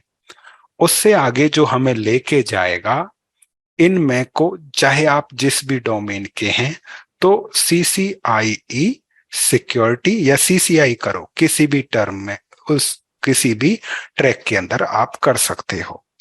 तो 5 साल तक ये हमारा हो जाना चाहिए, तो ये आपका ग्रोथ देगा। डन हुआ। अब जब आप 5 से ऊपर बढ़ते हो तो एक ट्रैक में नहीं, फिर ये इंडस्ट्री कहती है कि आप CCI 2 हो या CCI ट्रिपल हो, ऐसा कुछ कहती है, मांगती है। ठीक है, तो ये एप्लीकेबल है दोनों ट्रैक वालों के लिए, राउटिंग स्विचिंग और सिक्योरिटी वालों के लिए ये चीज एप्लीकेबल है।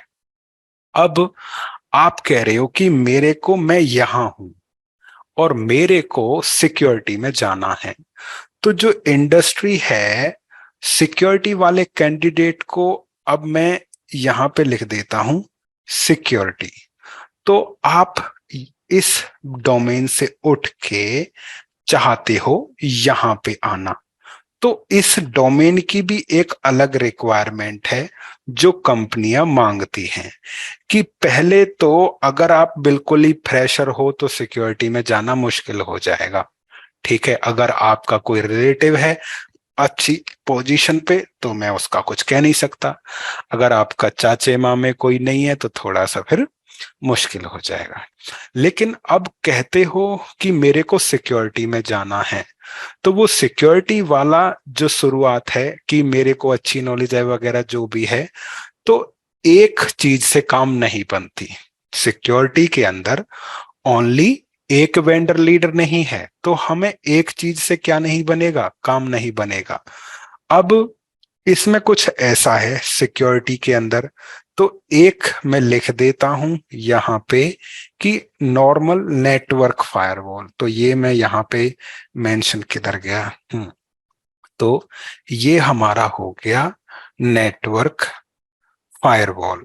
तो नेटवर्क फायरवॉल के मामले में जो है कंपनियों ने जो ज्यादा लगा रखा है वो है सिस्को का ASA.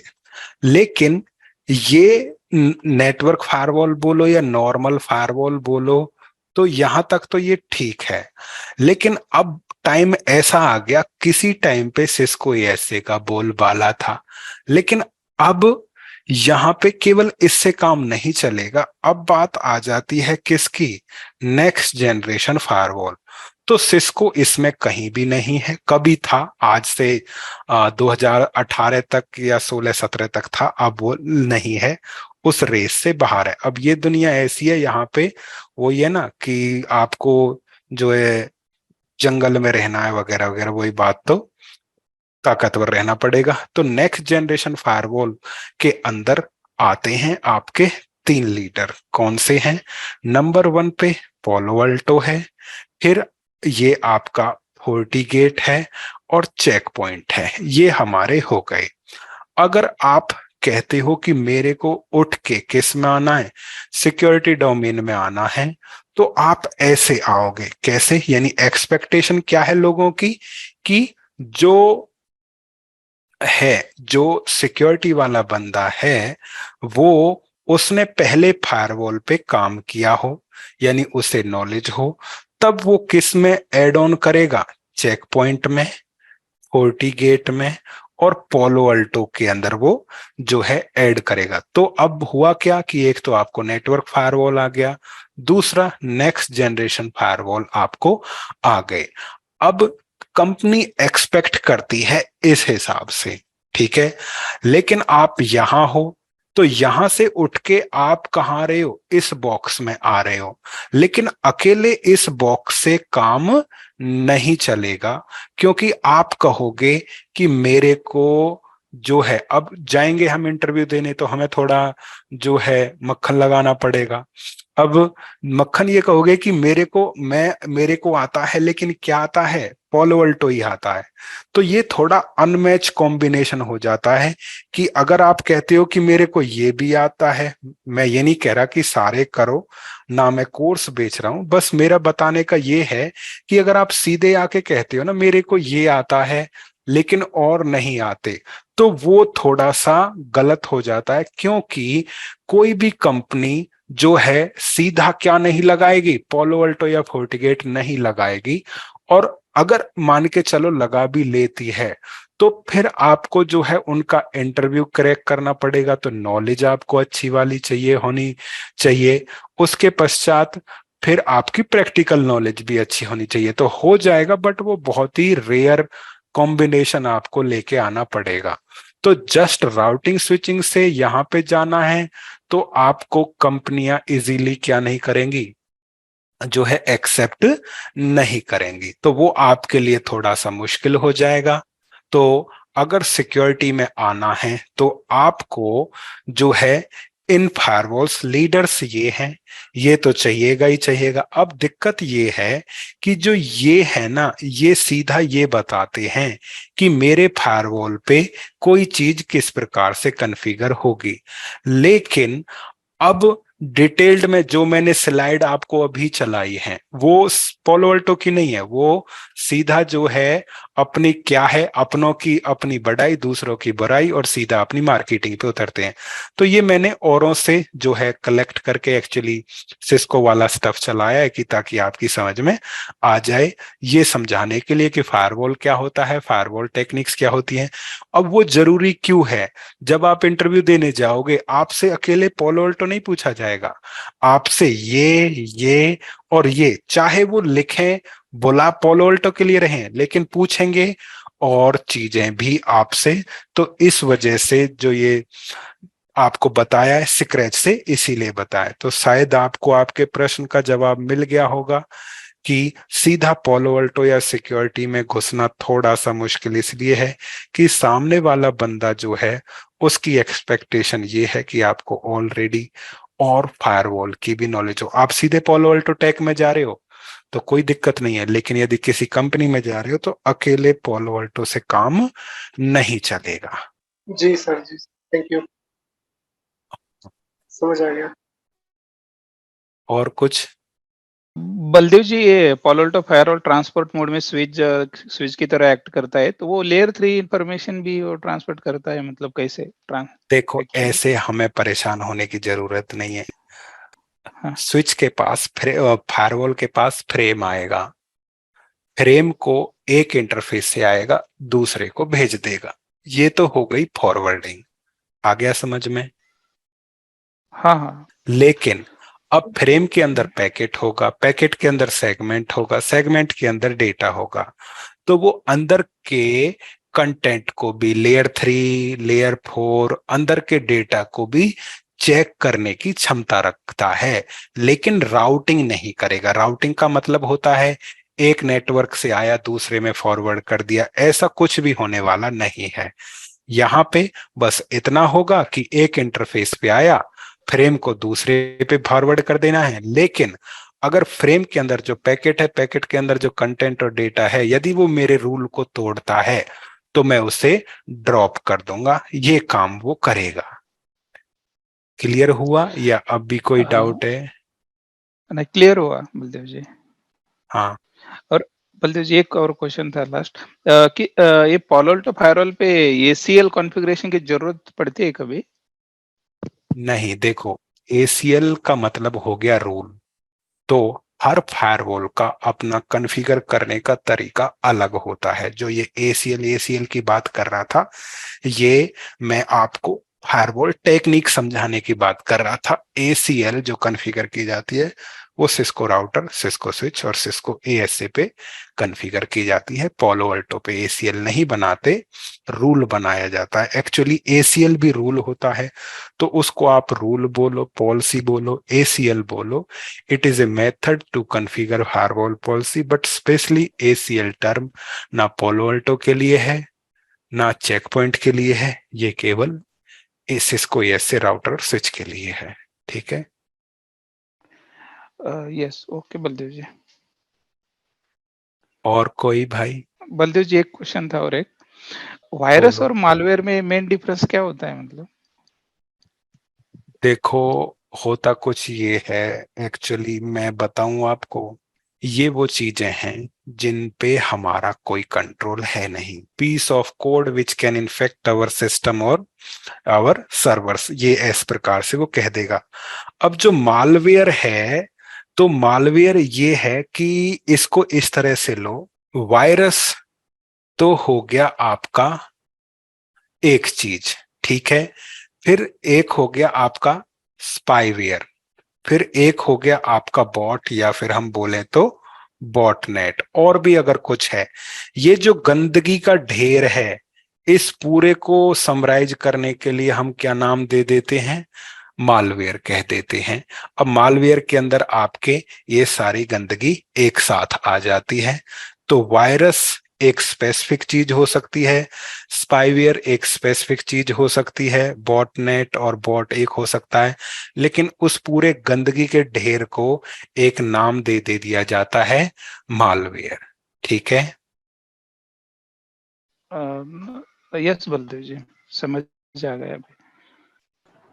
Next we have Palo Alto introduction. The slides which I will use now, you can get in hard format, okay, from the reception, or contact to the person to whom you are coordinating in I-MEDITA. He or she will provide you lab guide and handout. Okay. Now, Trenonic portal, go to Palo Alto page. Here you can see the Palo Alto firewalls PPT. So these are the PPT which you can use for your study purpose. Okay. And next. So same slides we will use here. Okay. This is soft format. Hard format you can get from I-MEDITA. Let's continue the session. So we will start from Palo Alto firewall introduction.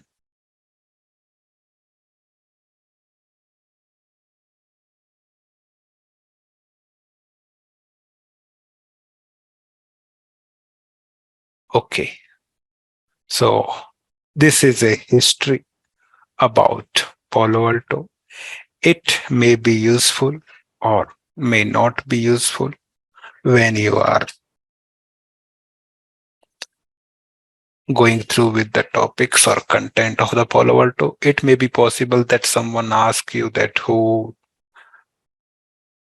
invented these things and who was the founder of Palo Alto, like this. So Palo Alto network was founded in 2005 by Nirjuk, and previously he was the previous principal engineer at Checkpoint 94 to 99. After Checkpoint, he founded a new company with the name of OneSecure, which invented world's first IPS, which was acquired by Juniper.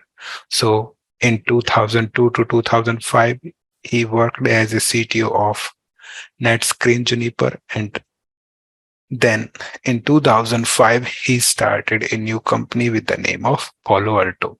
So here you can see the candidate or the person who founded Palo Alto, who that was the engineer at the Checkpoint.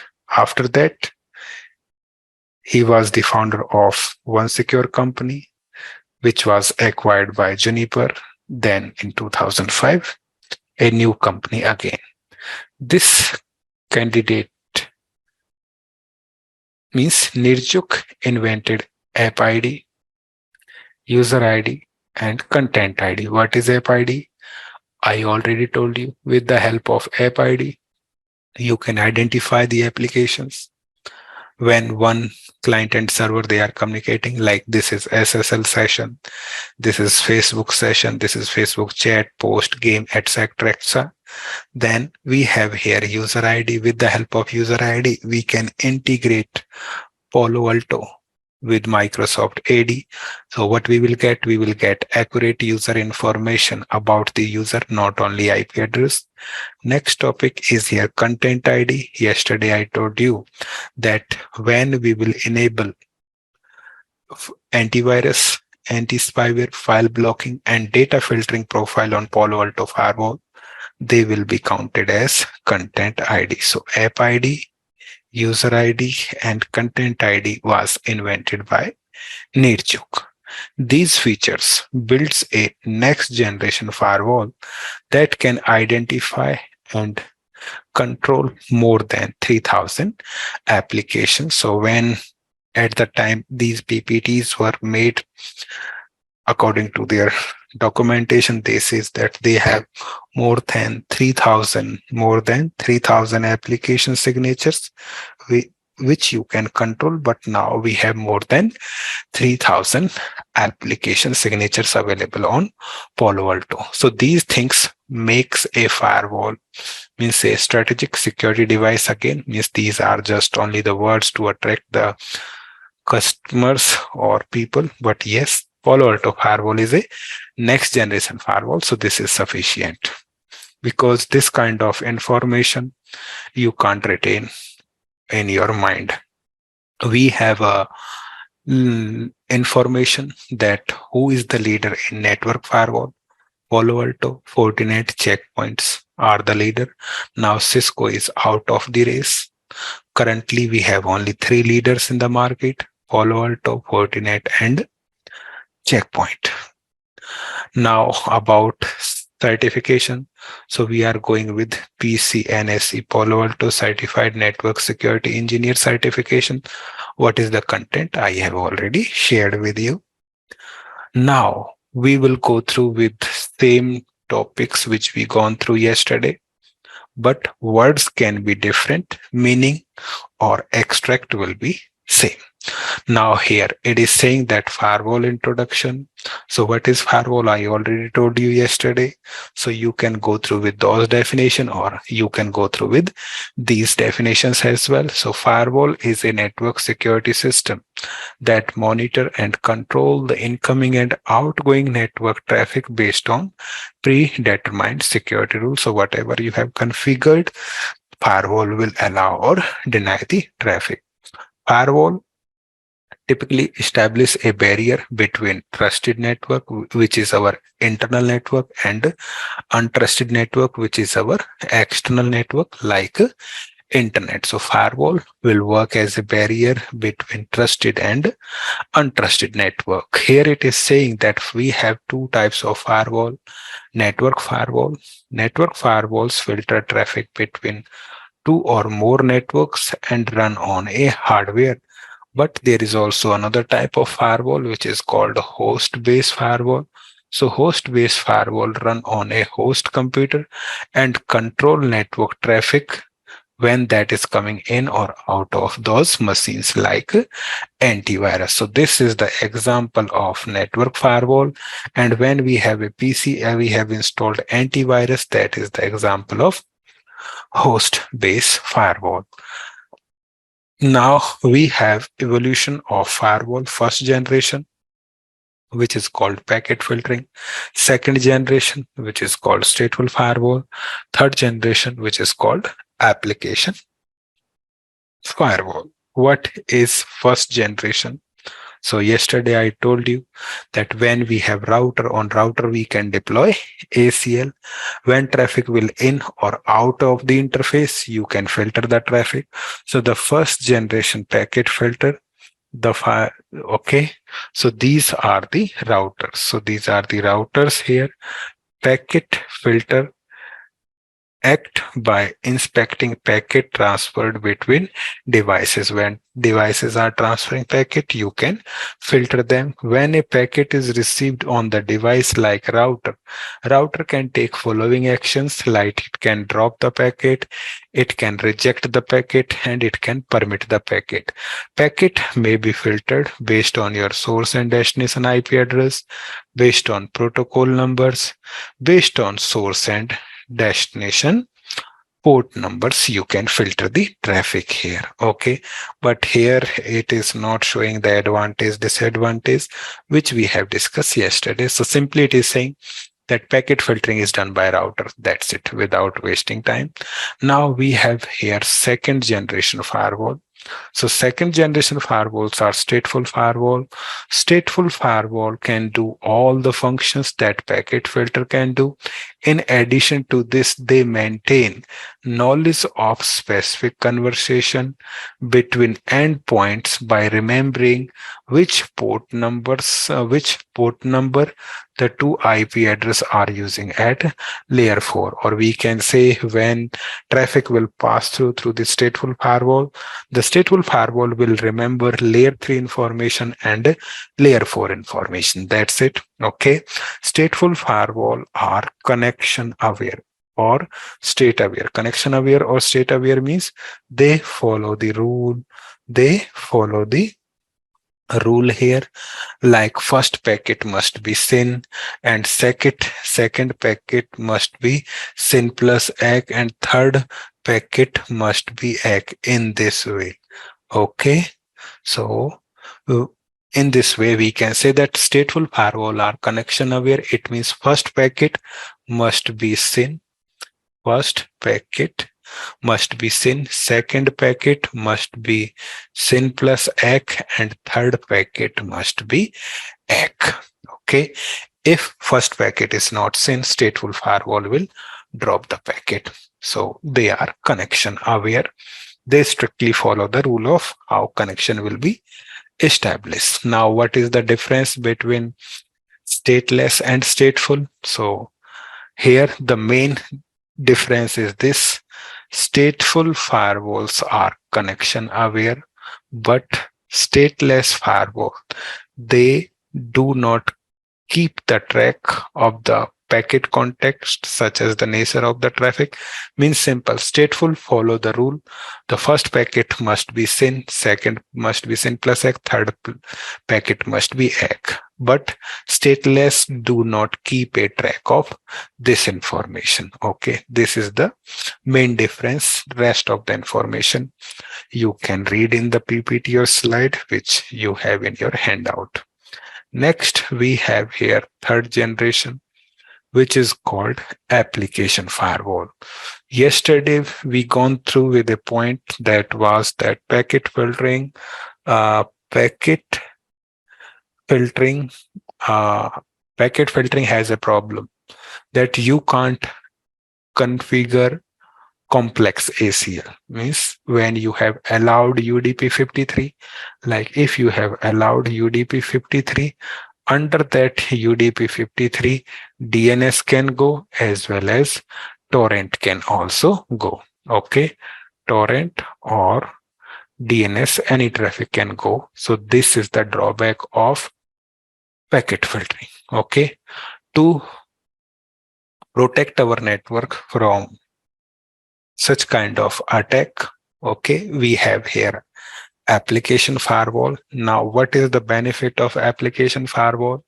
The key benefit of application layer filtering is that it can understand certain application and protocols such as FTP, DNS, and HTTP. It means if you will allow HTTP, only HTTP is allowed under port number 80. If you have enabled DNS only at port number 53, only DNS is allowed. Same with FTP. So what is the another advantage of this application firewall? This is useful as it is able to detect if unwanted applications or services are attempting to bypass the firewall using a disallowed protocol on an allow port. For example, if we have allowed DNS port number 53, then only DNS is allowed, not the torrent. So it can detect if any protocol is being abused in any harmful way. Means if any disallowed protocol, or here disallowed protocol, will try to go under allow protocol, then application firewall can detect it, okay, and it can stop it, that you are not allowed. So this is the advantage of application firewall. Next, we have here what is the difference between stateful firewall and next generation firewall. So stateful firewall definition, you will remember previous slide that it will remember the session when traffic is going into out. Okay, when reply traffic is coming, it will match with the session table or connection table. If the reply is will match, traffic or packet is allowed. Otherwise, packet will be denied here. So that definition you can use for stateful firewall. And what is the next generation firewall? Yesterday, I told you that any firewall which has sandbox inspection, which has capability of sandbox inspection, any firewall which has sandbox inspection, we will call that next generation firewall. Additionally, you can use these definitions as well. Next generation firewall includes typical functions of traditional firewall, such as packet filtering, netting, stateful inspection, VPN support, etc., etc. So the goal of next generation firewall is to include more layer of OSI model. So these words can be controversy, leave it. So simple is this: next generation firewall has all the features of normal firewall. Along with it, it has sandbox inspection. This is sufficient. If you want to remember these lines, you can keep it. Next, we have here what is the difference between firewall and UTM. Firewall means just it will allow in to out or out to in. Whatever you have defined, that is allow, and whatever you have not defined, that will be block. This is the meaning of firewall here.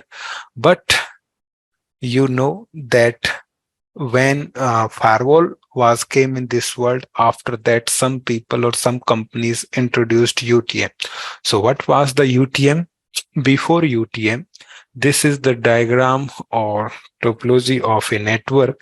When the traffic will travel from an organization to internet, it will go through URL filtering, instance messaging, antivirus, DLP, quality of service, proxy, IPS, and firewall. So traffic will travel through multiple devices. Now, Palo Alto is saying that more stuff doesn't solve the problem.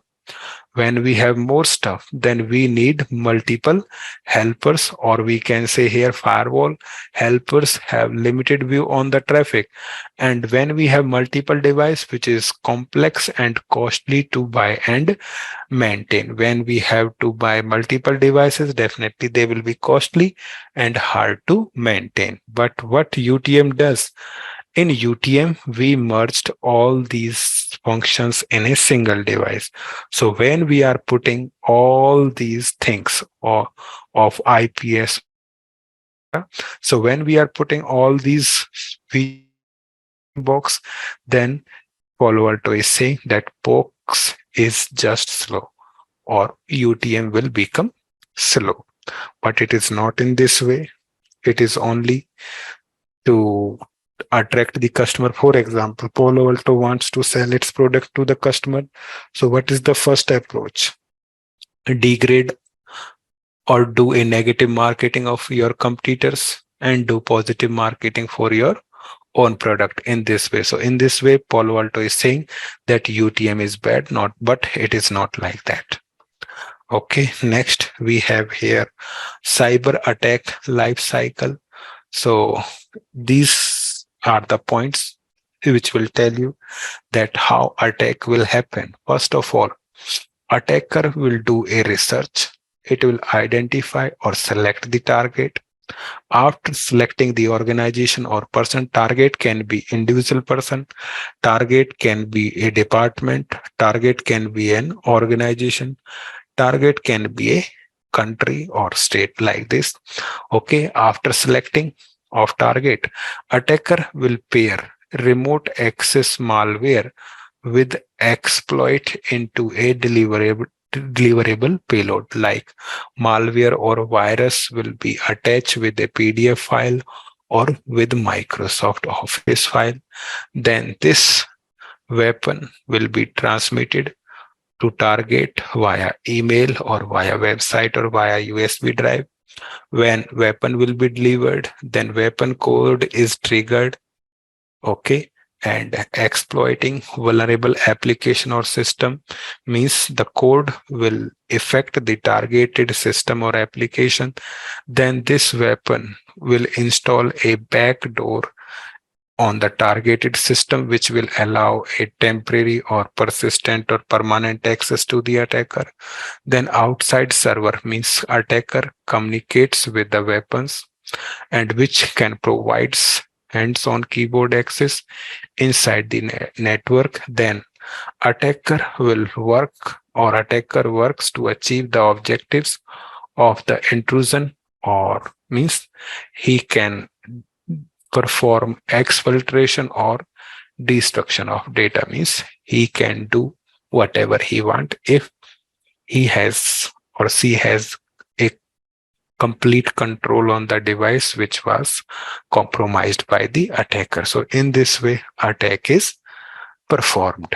Next, we have here that how you can deploy Palo Alto Firewall in your network. You can use Palo Alto Firewall for visibility. When you are using Palo Alto Firewall for visibility, you can identify the applications, you can identify the users, you can identify the content without any deployment. So how we can do this? Just connect your firewall with the switch network, and at switch you can use switch port analyzer, or you can configure remote switch port analyzer. Then the switch will capture the traffic for the firewall, and then the traffic will be sent to the firewall here. Okay, if you are not able to see my screen, so do one thing, rejoin your session again. Simply log out and again log in. Anyone who didn't see, again I am repeating that you can use Palo Alto Firewall for visibility. In visibility, you will use tap mode. In tap mode, the switch will send the traffic to firewall. Then firewall can tell you which application you are using, which users you have, and which kind of content you are using in your organization.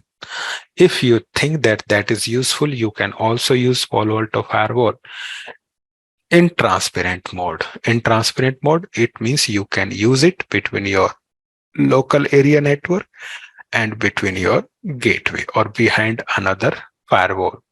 If you like it, then you can replace the other vendor firewall. So you can use it for visibility just using with simple tap mode. You can use the firewall as transparent mode, as well as you can replace the existing firewall with Palo Alto firewall. Okay. So yes, Sudhanshu, क्या प्रश्न है? Hello sir. हाँ बोलो बोलो। Sir जो IPS और IDs है वो डिवाइस यानी हार्डवेयर होता है? हाँ, हार्डवेयर भी होता है और किसी भी फायरवॉल के अंदर जो है एक लॉजिकल कंपोनेंट भी हो सकता है। Okay okay. जो होता क्या है, कुछ वेंडर्स क्या करते हैं, जैसे मैं बात कर रहा हूं सिस्को की, तो सिस्को आईपीएस नाम का एक डिवाइस बेचता है, ठीक है, तो वो एक फिजिकल बॉक्स होता है, लेकिन वही कैपेबिलिटी किसी फायरवॉल के अंदर एड ऑन भी हो सकती है, उसके लिए अलग से डिवाइस लेने की जरूरत नहीं पड़ती। तो जो ये हमारा पोलो अल्टो है, ये अलग से कोई आईपीएस नहीं बेचता। पोलो अल्टो के अंदर जो हमारे एंटीवायरस और एंटी स्पाईवेयर सिग्नेचर होते हैं, वही किसका काम करते हैं? आईपीएस का काम करते हैं। क्लियर हुआ? Yes sir, yes. Okay, so Baldev ji, ये बोलो। Visibility deployment and transport deployment both are L2 deployment, बराबर? नहीं नहीं नहीं, देखो यहाँ पे जब हम बात कर रहे हैं विजिबिलिटी के लिए, तो विजिबिलिटी में ट्रैफिक कभी भी फायरवॉल से होके नहीं जाएगा। ये कुछ ऐसा हो रहा है कि ट्रैफिक आपका लेन से फायरवॉल पे जा रहा है, स्विच उसकी एक कॉपी क्रिएट करेगा, कॉपी क्रिएट करके फायरवॉल को दे देगा, तो फायरवॉल के पास जस्ट कॉपी आई है उस ट्रैफिक की जो आपका जा चुका या आपका आ चुका। तो विजिबिलिटी के अंदर ये केवल आइडेंटिफाई कर सकता है, लेकिन ट्रांसपेरेंट मोड के अंदर जो ट्रैफिक है वो फायरवॉल से ही होके जाए, तो दोनों सेम नहीं है। यहाँ पे केवल कॉपी आएगी और यहाँ पे ट्रैफिक आपका फायरवॉल से होके जाएगा। तो ट्रांसपेरेंट में आप कंट्रोल कर सकते हो, विजिबिलिटी में आप कंट्रोल नहीं कर सकते। ठीक है? हाँ ठीक है। Okay, so you have three options to deploy Palo Alto Firewall.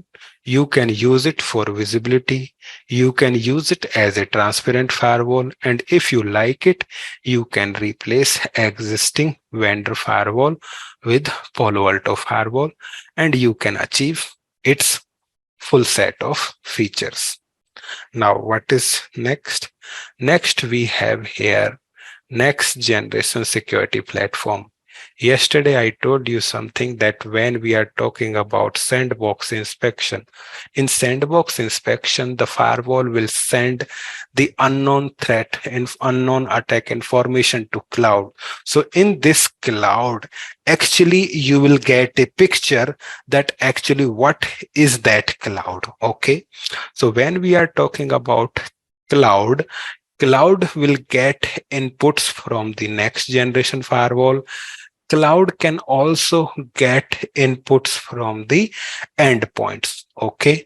Now, when we are talking about next generation firewall, yesterday I told you that at next generation firewall, we can configure two types of rule. First rule, block non-attack and send unknown attack information to cloud. So, okay, at next generation firewall, we will configure two rules, deny known and send unknown attack or threats to cloud, which can protect your extensible to mobile and virtual network, means mobile device and virtual network can be protected. When we are talking about this cloud, this threat intelligence clouds gathers potential threats from the networks and endpoints, means network firewall can send, endpoint can send. This cloud analyzes and correlates the threat intelligence as well as it disseminates threat intelligence to network and endpoint. So this is not necessary to remember each and every line. Simple words: next generation firewall, identify, inspect all traffic, block non-threats, send unknown to cloud. This is sufficient. Leave another information. Okay, now we have another product which is called Panorama. What is the use case of Panorama? When we have single firewall, you can directly configure the firewall. But assume we have multiple firewall, we want to manage them with a single device. So just like another vendors, if you have knowledge of like FortiGate, when we have FortiGate firewall, which is managed by Forti manager, same here. If you have multiple Palo Alto firewall, we have a centralized device management device, Panorama. So Panorama, it is a centralized network security management system of Palo Alto firewall that provides a consolidated policy creation and global visibility on multiple Palo Alto firewalls. So simple. There is no need to remember these multiple lines. Panorama is a centralized device, which can manage multiple firewalls or only Palo Alto firewalls, not to different vendors. Okay. Web UI will be like similar to Palo Alto. Okay. Next, we have another terms here, autofocus. So what is autofocus? Autofocus is a hosted security service and which is a part of threat intelligence cloud. So when we are saying that our firewall will send unknown attack information to cloud, actually what is there in the cloud? So cloud or data center has thousands of users there. They have millions of categorized URL. They takes millions of sample per day. They have tens of thousands unique malware per day, or they have wildfire Palo Alto network database. They have worldwide 42 units, etc., etc. So when we are saying that the unknown attack information will send to cloud, in cloud they have 42 units, they have wildfire, they have database, they have thousands of engineers. So there is no need, means it in this slide or using these slides, Palo Alto is trying to make you convince that when information will go to cloud, they have sufficient resources of engineers, okay, and units which will help you to protect your network.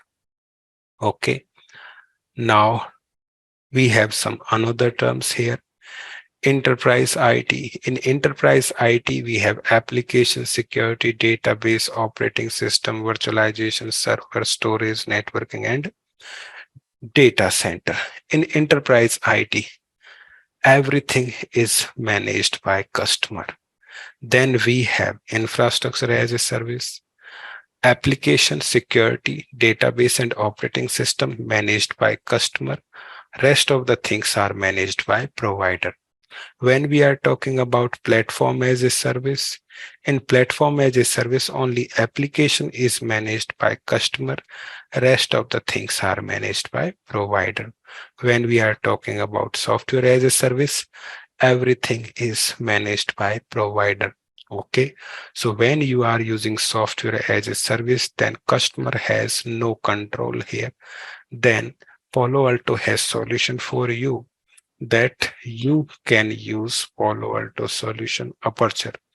Aperture protect cloud-based applications such as Box of Salesforce and Dropbox. When you are putting your data on the cloud, then you can use Aperture, and with this Aperture you can manage the permissions and you can scan the file for external exposure and sensitive information. This Aperture is focused on DLP, data loss prevention. If anyone will try to download the file, then it can detect and it can block that.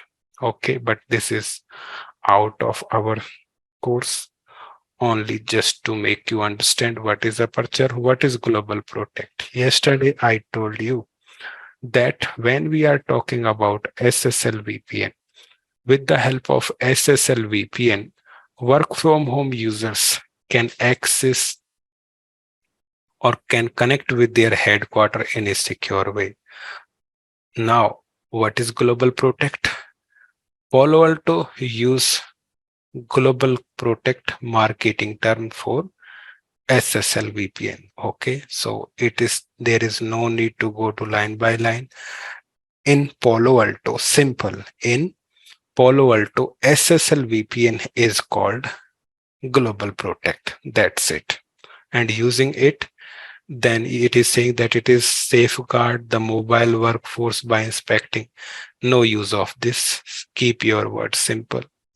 Global Protect is actually SSL VPN, okay, which can allow your work from home users that they can communicate with your headquarters, or they can communicate with your internal network in a secure way. If you want to go through with these lines, it is up to you.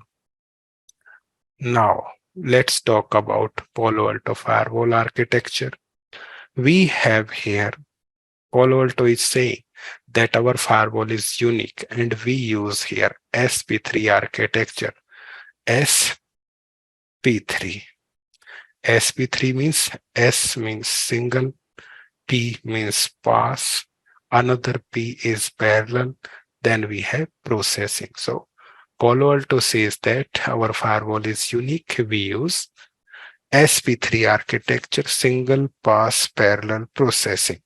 So what is the meaning of this single pass parallel processing? Single pass means operation per packet. Per packet, we will identify or we will classify the application. We will identify the users, as well as we will do content scanning. We will identify threat, URL, and confidential data. So single pass means operation per packet. And for every operation, we will do app ID, application inspection, application identification, user identification, and content identification we will do. And there is only one single policy for all kind of these stuff. Then what is the meaning of then parallel processing? Parallel processing means function specific parallel processing hardware, or you can also say that we have dedicated hardware. Simple. Parallel processing means we have here dedicated hardware, and we have separate control plane and data plane.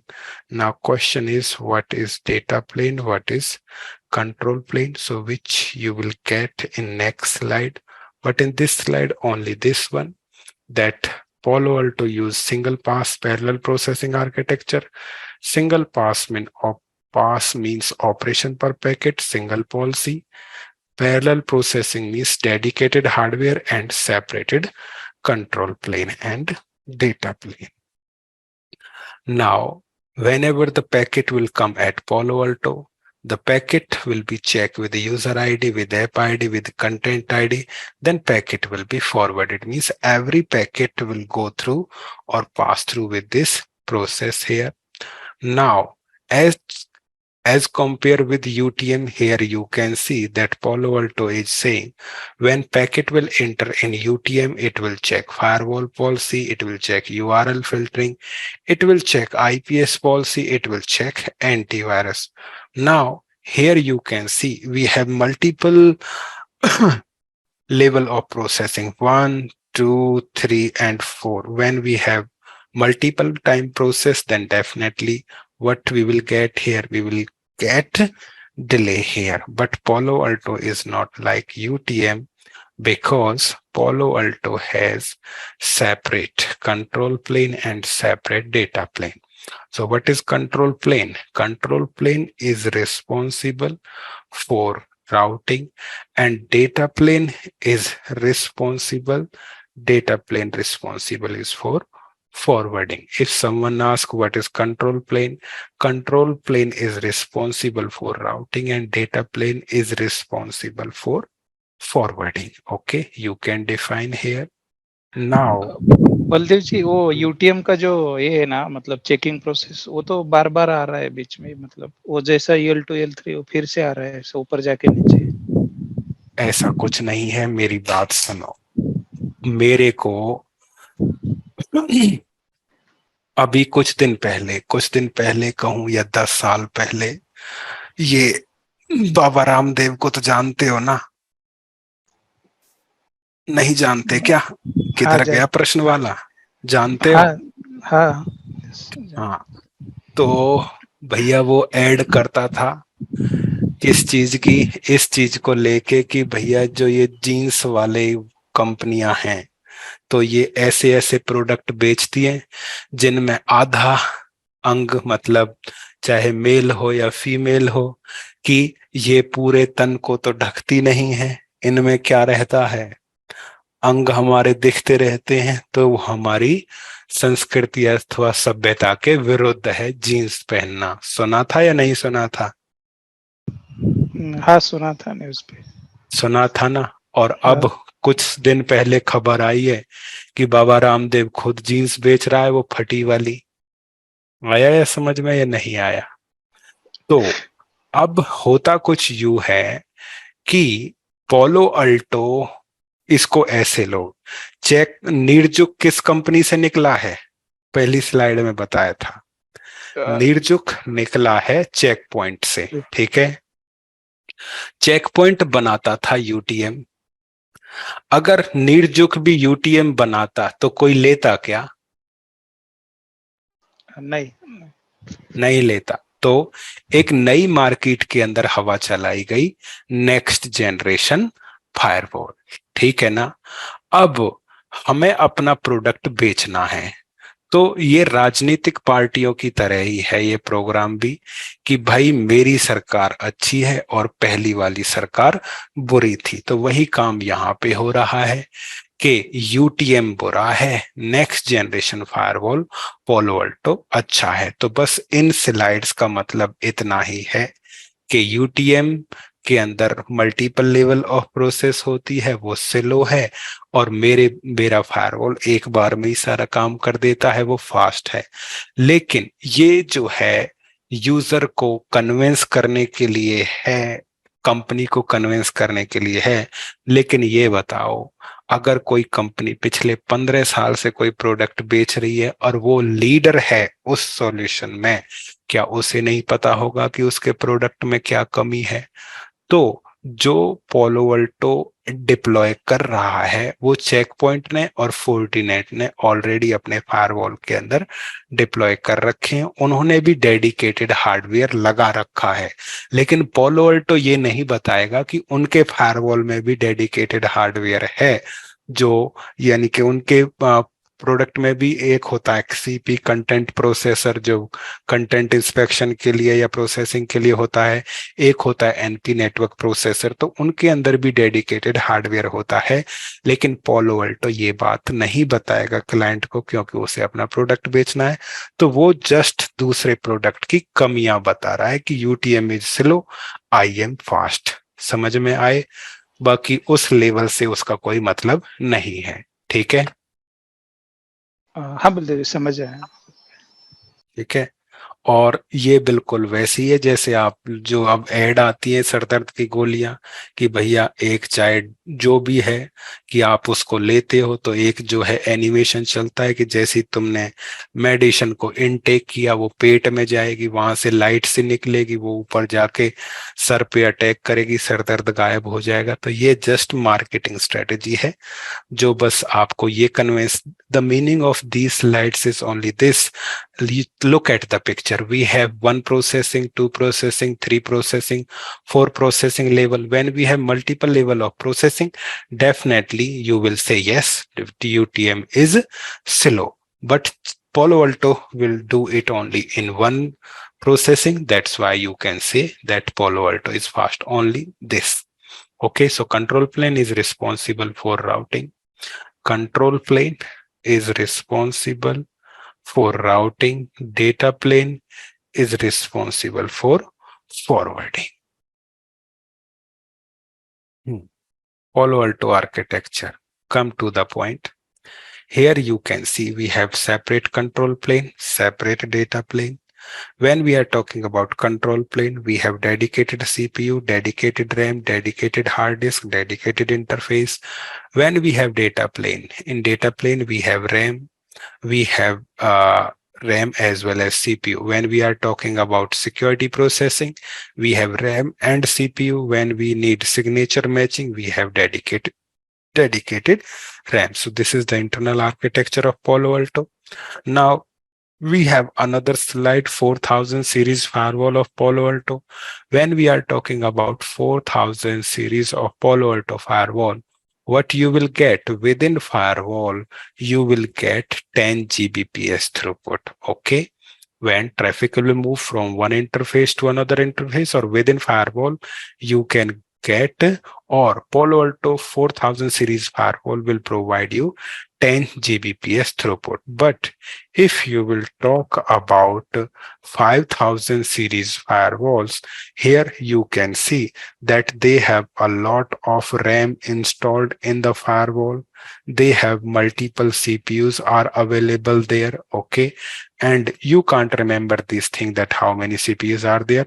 So conclusion is this: 5000 series firewall can provide you 10 Gbps to 20 Gbps throughput. So this picture is trying to convince you that when Palo Alto firewall is adding multiple level of security in a single box, then definitely you will think that firewall will become slow. But don't worry about that. Palo Alto is already about your concern, and Palo Alto firewall will not go slow because they have dedicated hardware installed in their firewall. They can provide you 10 Gbps to 20 Gbps throughput. Okay. Now, this is only for your knowledge. Now, what is the conclusion? So I have show you the picture that what you will get 10 Gbps to 20 Gbps throughput. So now you have to agree on this point. With single pass architecture, Palo Alto network has made it possible that to add a function to next generation firewall instead of adding another network security device in a such way that the integrated approach actually offer the benefits and advantage that discrete device cannot accomplish. Use less stuff. So conclusion is this, that you should agree using previous slide. Yes, Palo Alto network firewall is fast as compared to another vendors. That's it. Okay. Now you can see here in a company, there can be headquarters, there can be branch office, there can be mobile devices, there can be data center. In data center, you can have multiple virtual firewalls, virtual servers there. Palo Alto has solutions for all. For branch, Palo Alto has branch office. For a headquarter, it has internet perimeter firewall. For endpoints, we have Global Protect. For data center, we have data center firewall. For virtual servers, we have virtual firewall. If you are using software as a service, then Palo Alto has solution of Aperture. Means Palo Alto network has multiple solutions which can provide you security. Okay. Palo Alto firewall will provide you app ID, user ID, content ID, URL filtering. Okay. Anti-spyware, antivirus, file blocking, DOS profile, wildfire. So these are the security features which are provided by Palo Alto. Baldev ji, Now, बोलो. यहाँ पे Palo Alto Firewall mobile endpoints को secure करता है, मतलब जो company ने mobile नहीं प्रोवाइड नहीं की नहीं नहीं नहीं नहीं नहीं नहीं नहीं, गलत जा रहे हैं हम.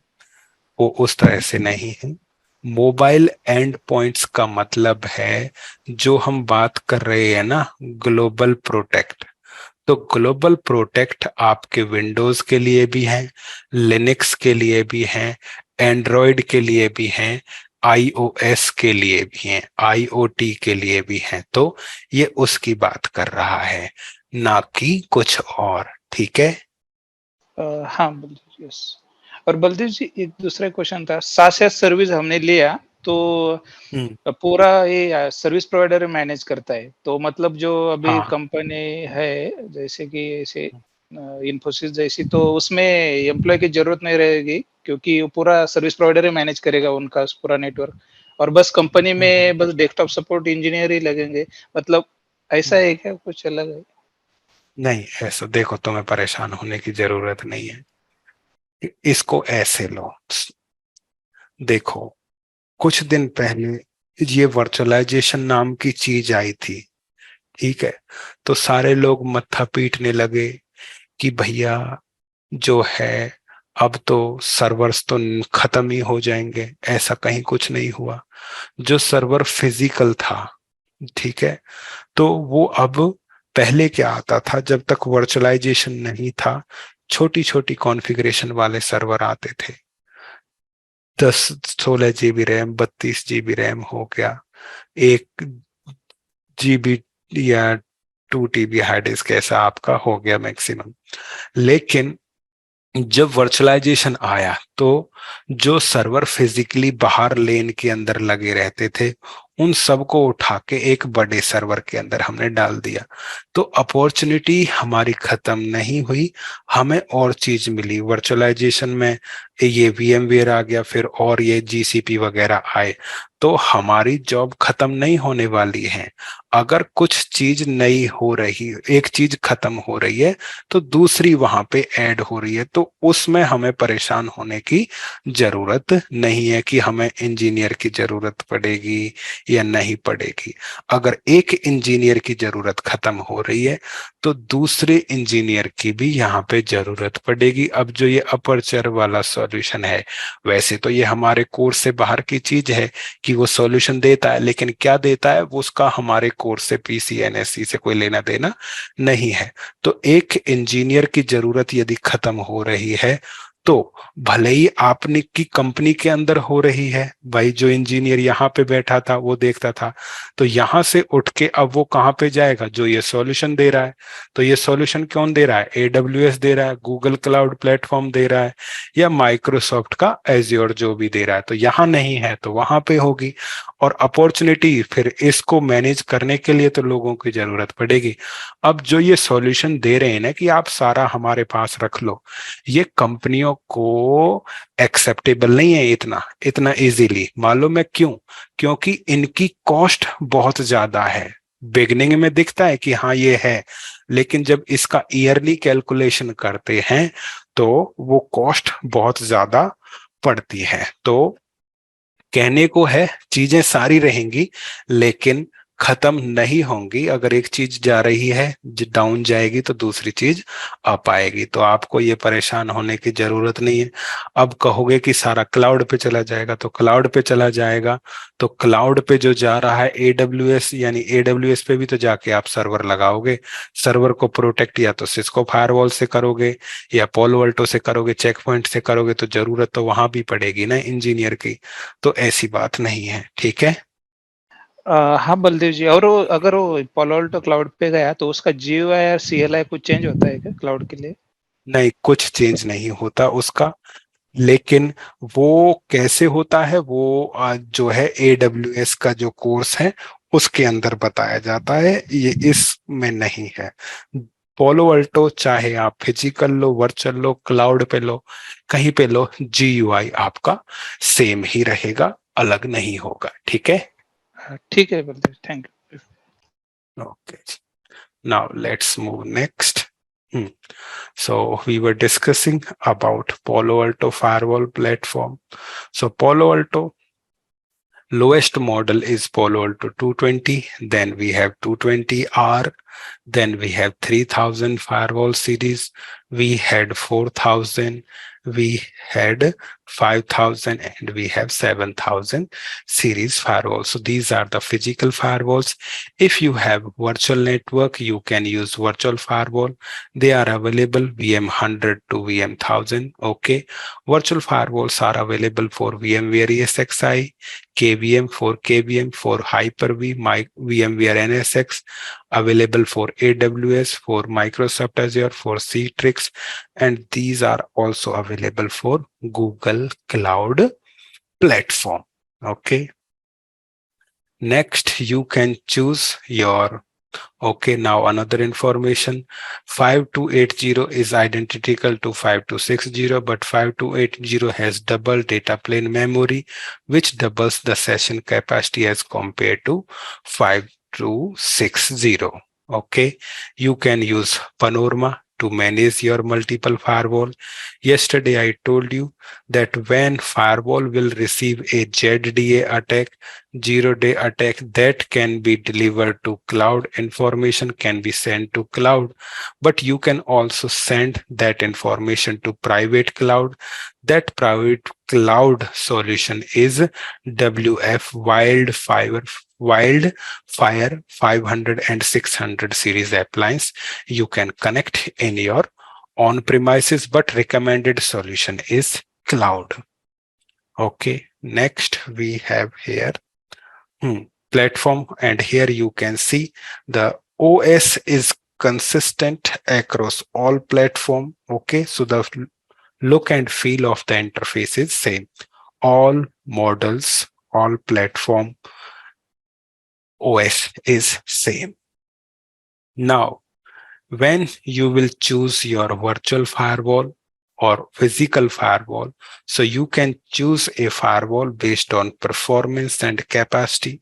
You can see here when we are talking about virtual firewalls, so you can get throughput 100 Mbps to 20 Gbps. There are two throughputs. One is threat prevention throughput, which is 100 Mbps, for example. Then we have firewall throughput, which is 200 Mbps. So what is the difference in firewall throughput and threat prevention throughput? To know this, we need to go to next slide. And here you will learn that threat prevention throughput, it is the expected throughput with all defensive option enabled. When you will enable all defensive options, that will be called threat prevention throughput. What is firewall throughput? It is the throughput with no content ID. Without content ID throughput is called firewall throughput, and when we will enable all defensive option, that is called threat prevention throughput. When you will enable all features, then definitely throughput will be less, but when we will not enable content ID, then throughput will be high. That's why you can see here that firewall throughput is more, okay, and threat prevention throughput is less, because in threat prevention we will enable all options and firewall throughput without content ID. Next we have here another topic which is called vSys, virtual system. If you have knowledge of Cisco firewall, so what we can do, if we have a physical firewall in Cisco, we can divide that physical firewall into logical firewall. They are called security context. As in Cisco, we have security context. Okay, same here. We have vSys, virtual system. So what is this? Separate logical firewall within a single physical firewall is called vSys. Okay, you can divide a physical Palo Alto firewall into multiple logical firewall. So what these firewalls will do? So these logical firewalls will create administrative boundary, Palo Alto 3000, 4000, 5000, 7000 series firewalls support multiple vSys. 2000, 3000 series firewalls can support vSys, but they required appropriate license 200, 500 firewall do not support VSys. If you have lower series, they do not support VSys. Okay. Now, when we talk about VSys. VSys consists of physical interface, can be when we are dividing a firewall into logical firewall, that logical firewall can contain physical interface or logical interface. VSys deployment mode, either you can use virtual wire, you can use transparent firewall, okay, you can use as a switch or you can use as a router. Okay, so these are the some points which you can go through. Everything is not necessary. Now, if you want to access the firewall, you can access Palo Alto Firewall admin interface with the Panorama web user interface. You can also use Telnet SSH console. And if you have knowledge, you can also use REST XML API. Okay, anyone you can use. Now, next we have here firewall configuration. When we are talking about firewall, this is the example of Palo Alto 220R. When we are talking about Palo Alto 220, you can see we have a dedicated management interface. By default, IP address of this management interface is 192.168.1.1. So physical firewall has management IP address, which has by default IP 192.168.1.1. If you are using virtual firewall, and virtual firewall by default, they act as a virtual firewall. If you are using virtual firewall, their management IP address is by default DHCP client, and username password is by default admin. When you will log in, then firewall will force you to change the password. Then you can change the password. Okay. Now we have to set up our lab. So how we can बोलो। बलदेव जी, वो जो अभी एक diagram दिखाई ना, sorry image दिखाई ना आपने, तो उसमें जो सर्विस प्रोवाइडर का जो वैन कनेक्शन है इंटरनेट का, तो वो कहाँ पे कनेक्ट होगा इधर? देखो, एक इंटरफेस, दो इंटरफेस, 3, 4, 5, 6। अगर आपके पास गीगाबिट इंटरफेस वाला मॉड्यूल है तो वो यहाँ पे। तो अगर आपके पास RJ45 कनेक्टर है तो इन 6 इंटरफेस या 7-8 में से किसी पे भी आप क्या कर सकते हो, कनेक्ट कर सकते हो। ऐसी कोई रेस्ट्रिक्शन नहीं है कि यही करना है। मैनेजमेंट पे नहीं हो सकता, क्योंकि ये केवल फायरवॉल को मैनेज करने के लिए होता है। ठीक है बलदेव जी, हाँ समझ में आया। 7 और 8 एक गीगाबिट का, और ये बाकी के इथरनेट के है क्या? मतलब ये भी हमारे गीगाबिट है। अब होता क्या है, आपका कनेक्टर होता है RJ45, जिसपे आप क्या कर सकते हो, cat6 कॉन्फ़िगर कर सकते हो, जो आपको 1 Gbps का क्या देगा, स्पीड देगा। क्लियर हुआ? हाँ, हो गया। अब कुछ सिस्को के या अनदर वेंडर के स्विच आते हैं, ठीक है, उन पे डेडिकेटेडली आपके क्या वो होते हैं, गीगाबिट इंटरफेस कार्ड होते हैं। तो अगर आपके पास वैसा कुछ है तो आप इन पे क्या कर सकते हो, उनको कनेक्ट कर सकते हो। तो इसलिए ये आपके 2 मॉड्यूल अलग से दिए हुए हैं। अगर आपके पास हैं तो वो भी आप यहाँ पे लगा सकते हो। ठीक है। और बलदेव जी, ये मुझे एक इंटरव्यू में पूछा था, सिसलॉक सर्वर आप पालो अल्टो फायरवॉल कौन से पोर्ट पे कॉन्फ़िगर करेंगे, तो मुझे आया नहीं था। देखो, सिसलॉग कौन से पोर्ट पे कॉन्फ़िगर करेंगे ये तो गलत है, लेकिन इसका जवाब ये है कि जब भी पालो अल्टो फायरवॉल किसी से भी कम्युनिकेट करने जाता है तो वो किस इंटरफेस का इस्तेमाल करता है, मैनेजमेंट। यानी अगर मान चाहते हो कि फायरवॉल को इंटरनेट से कम्युनिकेट करना है तो बाय डिफॉल्ट वो किसका इस्तेमाल करेगा, मैनेजमेंट का करेगा। Got it? तो जो भी हमारा लॉग वगैरह हमने सेंड करना है, ये अपडेट के लिए जाएगा, NTP सिंक के लिए जाएगा, इसको इमेज डाउनलोड करनी है तो ये बाय डिफॉल्ट मैनेजमेंट इंटरफेस का इस्तेमाल करता है जब तक कि आप उसको बताओ ना कि किस सर्विस के लिए किस इंटरफेस का इस्तेमाल करना है। जब तक तुम बताओगे नहीं तब तक मैनेजमेंट का इस्तेमाल होगा, और जब तुम बता दोगे तो जो तुमने बताया है उस इंटरफेस का फिर वो इस्तेमाल करेगा। बट बाय डिफॉल्ट किसका इस्तेमाल होगा? मैनेजमेंट इंटरफेस का होगा। ठीक है, हाँ बोल दीजिए। तो हम बात कर रहे थे कि अब ये तो हो गई हमारी बातचीत। Okay, till now we have discussed that what is firewall, what are the firewall techniques like packet filtering, proxy server, stateful firewall, transparent firewall, what is next generation firewall, or what is sandbox inspection, etc., etc. What is the history of Palo Alto firewall? Which are the features provided by Palo Alto firewall? We have discussed. Now we have to do practice, or we have to do Palo Alto basics. For that we need to make lab, and for lab we need some resources. Now we have already shared the resources with you.